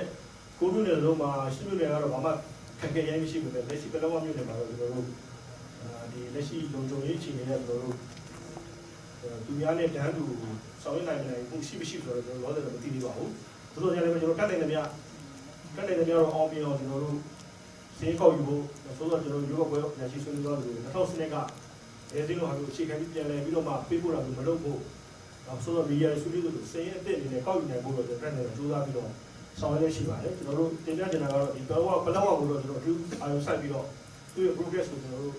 လေ့လာသုံးသပ်ရရှိပြီးတော့လိုလို့ရှိရင်ကျွန်တော်ရှင်းပြီးတော့ဆိုတော့ဖွင့်တဲ့သက်ဆိုင်တဲ့လုံခြုံရေးတောင်းဖွဲ့ရှိအဖွဲ့အစည်းနဲ့ပေါင်းဆက်ပြီးတော့အောင်မြင်အောင်ကျွန်တော်ဆောင်ရွက်ဖို့စီစဉ်ထားကြည့်ပါတယ်ဆိုတော့ကိုတင်ပြပါတယ်ဒီလိုပါပထမဆုံးလာဟာတာချင်းပြည်နယ်လည်းကျွန်တော်တခါမှမရောက်ဘူးရွေးကောက်ပွဲကော်မရှင်အဖွဲ့ဝင်အနေနဲ့ခန့်ပြီးတော့တခါလည်းကျွန်တော်တစ်ချိန်တည်းမှာပဲချင်းပြည်နယ်တာဝန်ခံဖြစ်ဆိုပြီးတော့တာဝန်ပေးအပ်ချိန်ခံရတာပါကျွန်တော်လည်းဝင်းပြောက်ဝင်းတာလက်ခံပါတယ်ကျွန်တော်တာဝန်ကတော့ခုနပြောသလိုဒီပြည်နယ်ပွဲအစင်းစင်းပေါ့နော်ပြည်နယ်ခရိုင်မြို့နယ်ရက်ကြီးစတဲ့ကိုပွဲတွေကနေပြီးတော့တင်ပြစရာရှိတဲ့ကိစ္စမှန်သမျှကိုကျွန်တော်တင်ပြလို့ရှိရင်ကျွန်တော်ကဒီခုလက်ရှိဥက္ကဋ္ဌကြီးရဲ့အတွင်းအပါအဝင်ကျွန်တော်ပြည်နယ်ကော်ဝဲအဖွဲ့ဝင်တွေအားလုံးနဲ့ညှိနှိုင်းပြီးတော့ကျွန်တော်တို့အစ်စ်မှာကျွန်တော်တို့ဖြည့်ရှင်းလို့ရတာကျွန်တော်တို့ဖြည့်ရှင်းမယ်တကယ်လို့မှမရဘူးဆိုလို့ရှိရင်ကျွန်တော်ကဒီကတင်ပြချက်ကလေးကိုကျွန်တော်ယူသွားမယ်ယူသွားပြီးကျွန်တော်တို့ကစုံကြီးကတော့အပတ်စဉ်ထိုင်နေတာအဲ့စုံကြီးမှာကျွန်တော်တင်ပြပြီးတော့အမြန်ဆုံးပြည်လေအောင်ဒီဘက်ကတင်ပြတဲ့ကိစ္စတွေမှာလည်းဒီကကျွန်တော်ပြည်နယ်အနေနဲ့ရှင်းလင်းမှုရာ လောလောဆယ်မတက်နိုင်တဲ့ကိစ္စတွေကိုကျွန်တော်ယူသွားပြီးတော့အဖြေပြန်ပါလာအောင်ချက်ချင်းပြန်ရအောင်ကျွန်တော်ဆောင်ရွက်ပေးပါမယ်ကျွန်တော်ကတော့ခုနပြောသလိုအခုချိန်ကတော့ပထမဆုံးအချိန်ဆိုတော့လိုအပ်တာလေးလည်းရှိပါမယ်ခုနပြောသလိုဒီဘက်ကတင်ပြတဲ့ကိစ္စလေးတွေကလည်းခုနပြောသလိုနဲတာရှိပါအောင်မယ်အခုအချိန်ကနေပြီးတော့လေနောက်အချိန်ကျွန်တော်တို့တွေ့ကြမယ်ဆိုလို့ရှိရင်ဒီဘက်ကတင်ပြမယ့်အချက်လက်တွေလည်းများလာမယ်လို့ထင်ပါတယ်ကျွန်တော်တို့ဘက်ကလည်းပြန်ပြီးတော့အခုဆိုတွင်းမူကြီးတို့ဘက်ကကျွန်တော်တို့ပြည်နယ်ဥက္ကဋ္ဌကြီးတို့တင်ပြထားတဲ့ကိစ္စရောတွင်းမူကြီးပြန်လဲရှင်းပြတဲ့ကိစ္စတွေရောဆိုတော့ပြည့်ပြည့်စုံစုံလေးရှိမယ်လို့ကျွန်တော်ထင်ပါတယ်တကယ်လို့ဒီကြားထဲမှာတင်ပြစရာရှိသေးတယ်ဆိုလို့ရှိရင်လည်းကျွန်တော်တို့အချိန်မီပါဗျာစာနဲ့ဥပမာပြည်နယ်ကော်မရှင်ဖွဲ့ကိုတင်ပြတယ်ဆိုကျွန်တော်ရှိရောက်ပါတယ်ကျွန်တော်ပြန်ပြီးတော့လိုအပ်တဲ့ဟာကိုအမြန်ဆုံးဖြေကြားနိုင်မှုအတွက်ဒီဘက်ကနေပြီးတော့ချက်ချင်းမရှင်းနိုင်တဲ့ဟာလေးတွေကိုကျွန်တော်ပြန်လည်ဖြေရှင်းနိုင်မှုအတွက်ကျွန်တော်စီစဉ်ဆောင်ရွက်ပေးပါမယ်ဒီအချိန်ကတော့ပထမအချိန်ဖြစ်တဲ့အတွက်နည်းနည်းအခက်အခဲလေးတွေရှိလို့ရှိရင်လည်းနည်းနည်းခွင့်လွှတ်ကြပါနောက်လာမယ့်တွေ့ဆုံပွဲတွေတော့ကျွန်တော်တို့ဒီတဲ့ပူပြီးတော့အစီဒီအောင်ဒီတဲ့ပူပြီးတော့ကောင်းအောင်ကျွန်တော်တို့ဘက်ကဆောင်ရွက်သွားပါမယ်နောက်ခုနထွေထွေဦးစီးဌာနပြည်နယ်ရရှိပြောတဲ့ကိစ္စဆိုကျွန်တော်အရန်ဝန်တာတယ်ဗျာကျွန်တော်လည်းလာကန်ဒီမှာဘတ်ဂျက်ကိစ္စအတွက်ကော်မရှင်ရုံးမှာကျွန်တော်မေးခဲ့ပါတယ်ကျွန်တော်မတိုင်ခင်ဂျွန်လမှာတိုင်းဒေသကြီးနဲ့ပြည်နယ်ကိုသွားတဲ့အဖွဲ့ကော်မရှင်အဖွဲ့ဝင်တွေအမေးခံရတာအဲ့ဘတ်ဂျက်ကိစ္စပဲဗျာဘတ်ဂျက်ကအခုဌာန3ခုကလောက်ကြတာဆိုတော့ဘတ်ဂျက်ကိုဘယ်လိုခံကြမလဲပေါ့နော်အခုတော့ခုနဆရာကြီးပြောတဲ့အတိုင်းပါပဲကျွန်တော်လည်းပြောလိုက်တယ်ရှင်းပါတယ်အဲ့ဒီကိစ္စအတွက်ကတော့ကိုကိစ္စကိုခံပြီးတော့လုပ်ကြပါဘူးကိုဌာနကိစ္စကိုအဲ့လိုအသီးတာဝန်ပေးလိုက်ပါတယ်ဒီမှာလည်းဝန်ကြီးတွေလည်းအပေါ်မှာဝန်ကြီးအချင်းချင်းရောကျွန်တော်ကော်မရှင်ရောတွေ့ပြီးပါပြီအဲ့လိုကျွန်တော်ဖြေရပါတယ်ဗျာနောက်ကျွန်တော်မနေ့ကလည်းချိပြည်နယ်ဝန်ကြီးချုပ်ကြီးနဲ့ကျွန်တော်တွေ့ရပါတော့ကာရာကပြူရင်းနဲ့ကျွန်တော်တွေ့ခဲ့ရပါတယ်အဲ့တော့ကျွန်တော်တို့အခုလောလောဆယ်မဲဆန္ဒရှင်စင်းအခြေခံမဲဆန္ဒရှင်စင်းအခြေခံလူကြီးစင်းကောက်ဖို့ကိစ္စတွေလည်းအကူအညီပေးပါဦးလို့ကျွန်တော်လည်းပြည်တိုင်ရက်ခံခဲ့ပါတယ်ညာရှင်းပြောလို့ရှိရင်ဝန်ကြီးချုပ်ကြီးတွေကလည်းကျွန်တော်လုံခဲ့တော့နှစ်ပေါင်း20 30တွေကကျွန်တော်တို့လုပ်ဖို့ခံခဲ့နေပါဗျာဆိုတော့အခုချိန်မှာတော့ကျွန်တော်ကာရဝပြူရောက်တွေ့ဆုံရင်းနဲ့အကူအညီတောင်းခဲ့တော့သူကလူလာအားလုံးကူညီပါမယ်တဲ့ဆိုပြောတော့ကျွန်တော်တို့ကော်မရှင်ကိစ္စတွေနောက်တွေ့ကြမယ့်ကိစ္စတွေအတွက်တော့ကျွန်တော်အများကြီးပဲဒီလည်းဖြစ်ခဲ့ရပါတယ်အားလည်းရှိခဲ့ပါတယ်ဗျာနော်ဒါတော့တရားဆရာကြီးပြောတဲ့ကိစ္စနဲ့ပတ်သက်လို့ကျွန်တော်ဝန်တာအားရဖြစ်တဲ့အတွက်ကျွန်တော်ပြောရခြင်းဖြစ်ပါတယ်နော်ဒီနေ့တွေ့ဆုံပွဲကိုအောင်မြင်စွာကျင်းပနိုင်မှုအတွက်တက်ရောက်လာကြတဲ့ပုဂ္ဂိုလ်များနဲ့ဒီခုတွေ့ဆုံပွဲကျင်းပနိုင်ရန်အဖက်ဖက်မှအကူအညီဆောင်ရွက်ပေးကြတဲ့ပုဂ္ဂိုလ်များအားလုံးကိုထူးကျေးဇူးတင်ရှိပါကြောင်းပြောကြားလိုပါတယ်အထူးအဖြစ်ကျေးဇူးတင်ရှိကြောင်းထပ်မံပြောကြားလိုတာကတော့ဒီနေ့ပွဲမှာတက်ရောက်လာကြတဲ့နိုင်ငံရေးပါတီများအရက်ဖွဲ့လူမှုအဖွဲ့အစည်းများနဲ့သတင်းမီဒီယာများမှပုဂ္ဂိုလ်များအနေနဲ့ကျွန်တော်တို့ဒီပွဲမှာတင်ပြချက်များအပေါ်မှာပြန်လည်ပြီးတော့ရှင်းလင်းပေးခြင်းကိစ္စနဲ့မေးမြန်းခြင်းကိစ္စများကိုအားထုတ်မှန်တဲ့ဆောင်ရွက်ပေးတဲ့အတွက်ကျွန်တော်အနေနဲ့များစွာဝမ်းသာကျေနပ်မိပါတယ်ကျွန်တော်အနေနဲ့ရှင်းပြည်နယ်ပထမအဆုံးရောက်ရှိပြီးတော့အခုလိုတွေ့ဆုံပွဲတွေကျင်းပတဲ့အတွက်ဒီပထမအဆုံးတွေ့ဆုံပွဲအနေနဲ့လိုအပ်ချက်များရှိတာကိုလည်းနောက်ထပ်ကျွန်တော်တို့တွေ့ဆုံပွဲတွေမှာဖြည့်ဆည်းပြီးတော့ဆောင်ရွက်သွားပါမယ်ဆိုတဲ့အကြောင်းပြောကြားလိုပါတယ်ကျွန်တော်တို့ရွေးကောက်ပွဲပြည်တော်စုရွေးကောက်ပွဲကော်မရှင်အနေနဲ့ကတော့2020ပြည့်နှစ်အထူးထူးရွေးကောက်ပွဲကြီးအောင်မြင်စွာကျင်းပဖို့ဆိုလို့ရှိရင်ကျွန်တော်တို့မဟာဗျူဟာစီမံကိန်း2019-2022ကိုရေးဆွဲပြီးတော့အကောင့်ထဲပေါ်ဆောင်ရွက်နေပါတယ်။အဲဒီကိစ္စနဲ့ပတ်သက်လို့လည်းကျွန်တော်တို့ပြည်နယ်ဥက္ကဋ္ဌကြီးကကဏ္ဍ17ခုစလုံးကိုကျွန်တော်တို့တေချာရှင်းပြပြီးဖြစ်ပါတယ်။နောက်ကျွန်တော်တို့ထပ်မံဝန်ကြီးဌာနနှစ်ခုဖြစ်တဲ့အစိုးရအဖွဲ့ရုံးဝန်ကြီးဌာနနဲ့အလုပ်သမားလူဝင်မှုကြီးကြပ်ရေးနဲ့ပြည်သူ့အင်အားဝန်ကြီးဌာနတို့နဲ့ကျွန်တော်တို့ကော်မရှင်အဖွဲ့နဲ့ပူးပေါင်းပြီးဆောင်ရွက်နေတဲ့အခြေခံလူဦးရေစီရင်ကောက်ယူရေးနဲ့အခြေခံမဲစင်းကောက်ယူရေးစီမံကိန်းနဲ့ပတ်သက်လို့လည်းအသေးစိတ်ကိုပြည်내တွင်းမှုကြီးကကျွန်တော်တို့အသေးစိတ်ရှင်းလင်းတင်ပြခဲ့တာကိုလည်းကျေနပ်မိပါတယ်။နောက်ကျွန်တော်တို့အနေနဲ့ ကျွန်တော်အနေနဲ့ကော်မရှင်ကိုစားပြောကြားချင်တာကတော့အခုမေးမြန်းချက်များအပေါ်မှာတချို့ကိစ္စတွေမေးမြန်းလိုက်မှကျွန်တော်တို့သိတဲ့ကိစ္စလေးတွေကိုကျွန်တော်မှတ်သွားပါမယ်။ဘာဖြစ်လို့လဲဆိုတော့အခုချိန်မှာကျွန်တော်တို့ကော်မရှင်နေနဲ့သက်ဆိုင်တဲ့ရွေးကောက်ပွဲဥပဒေတွေ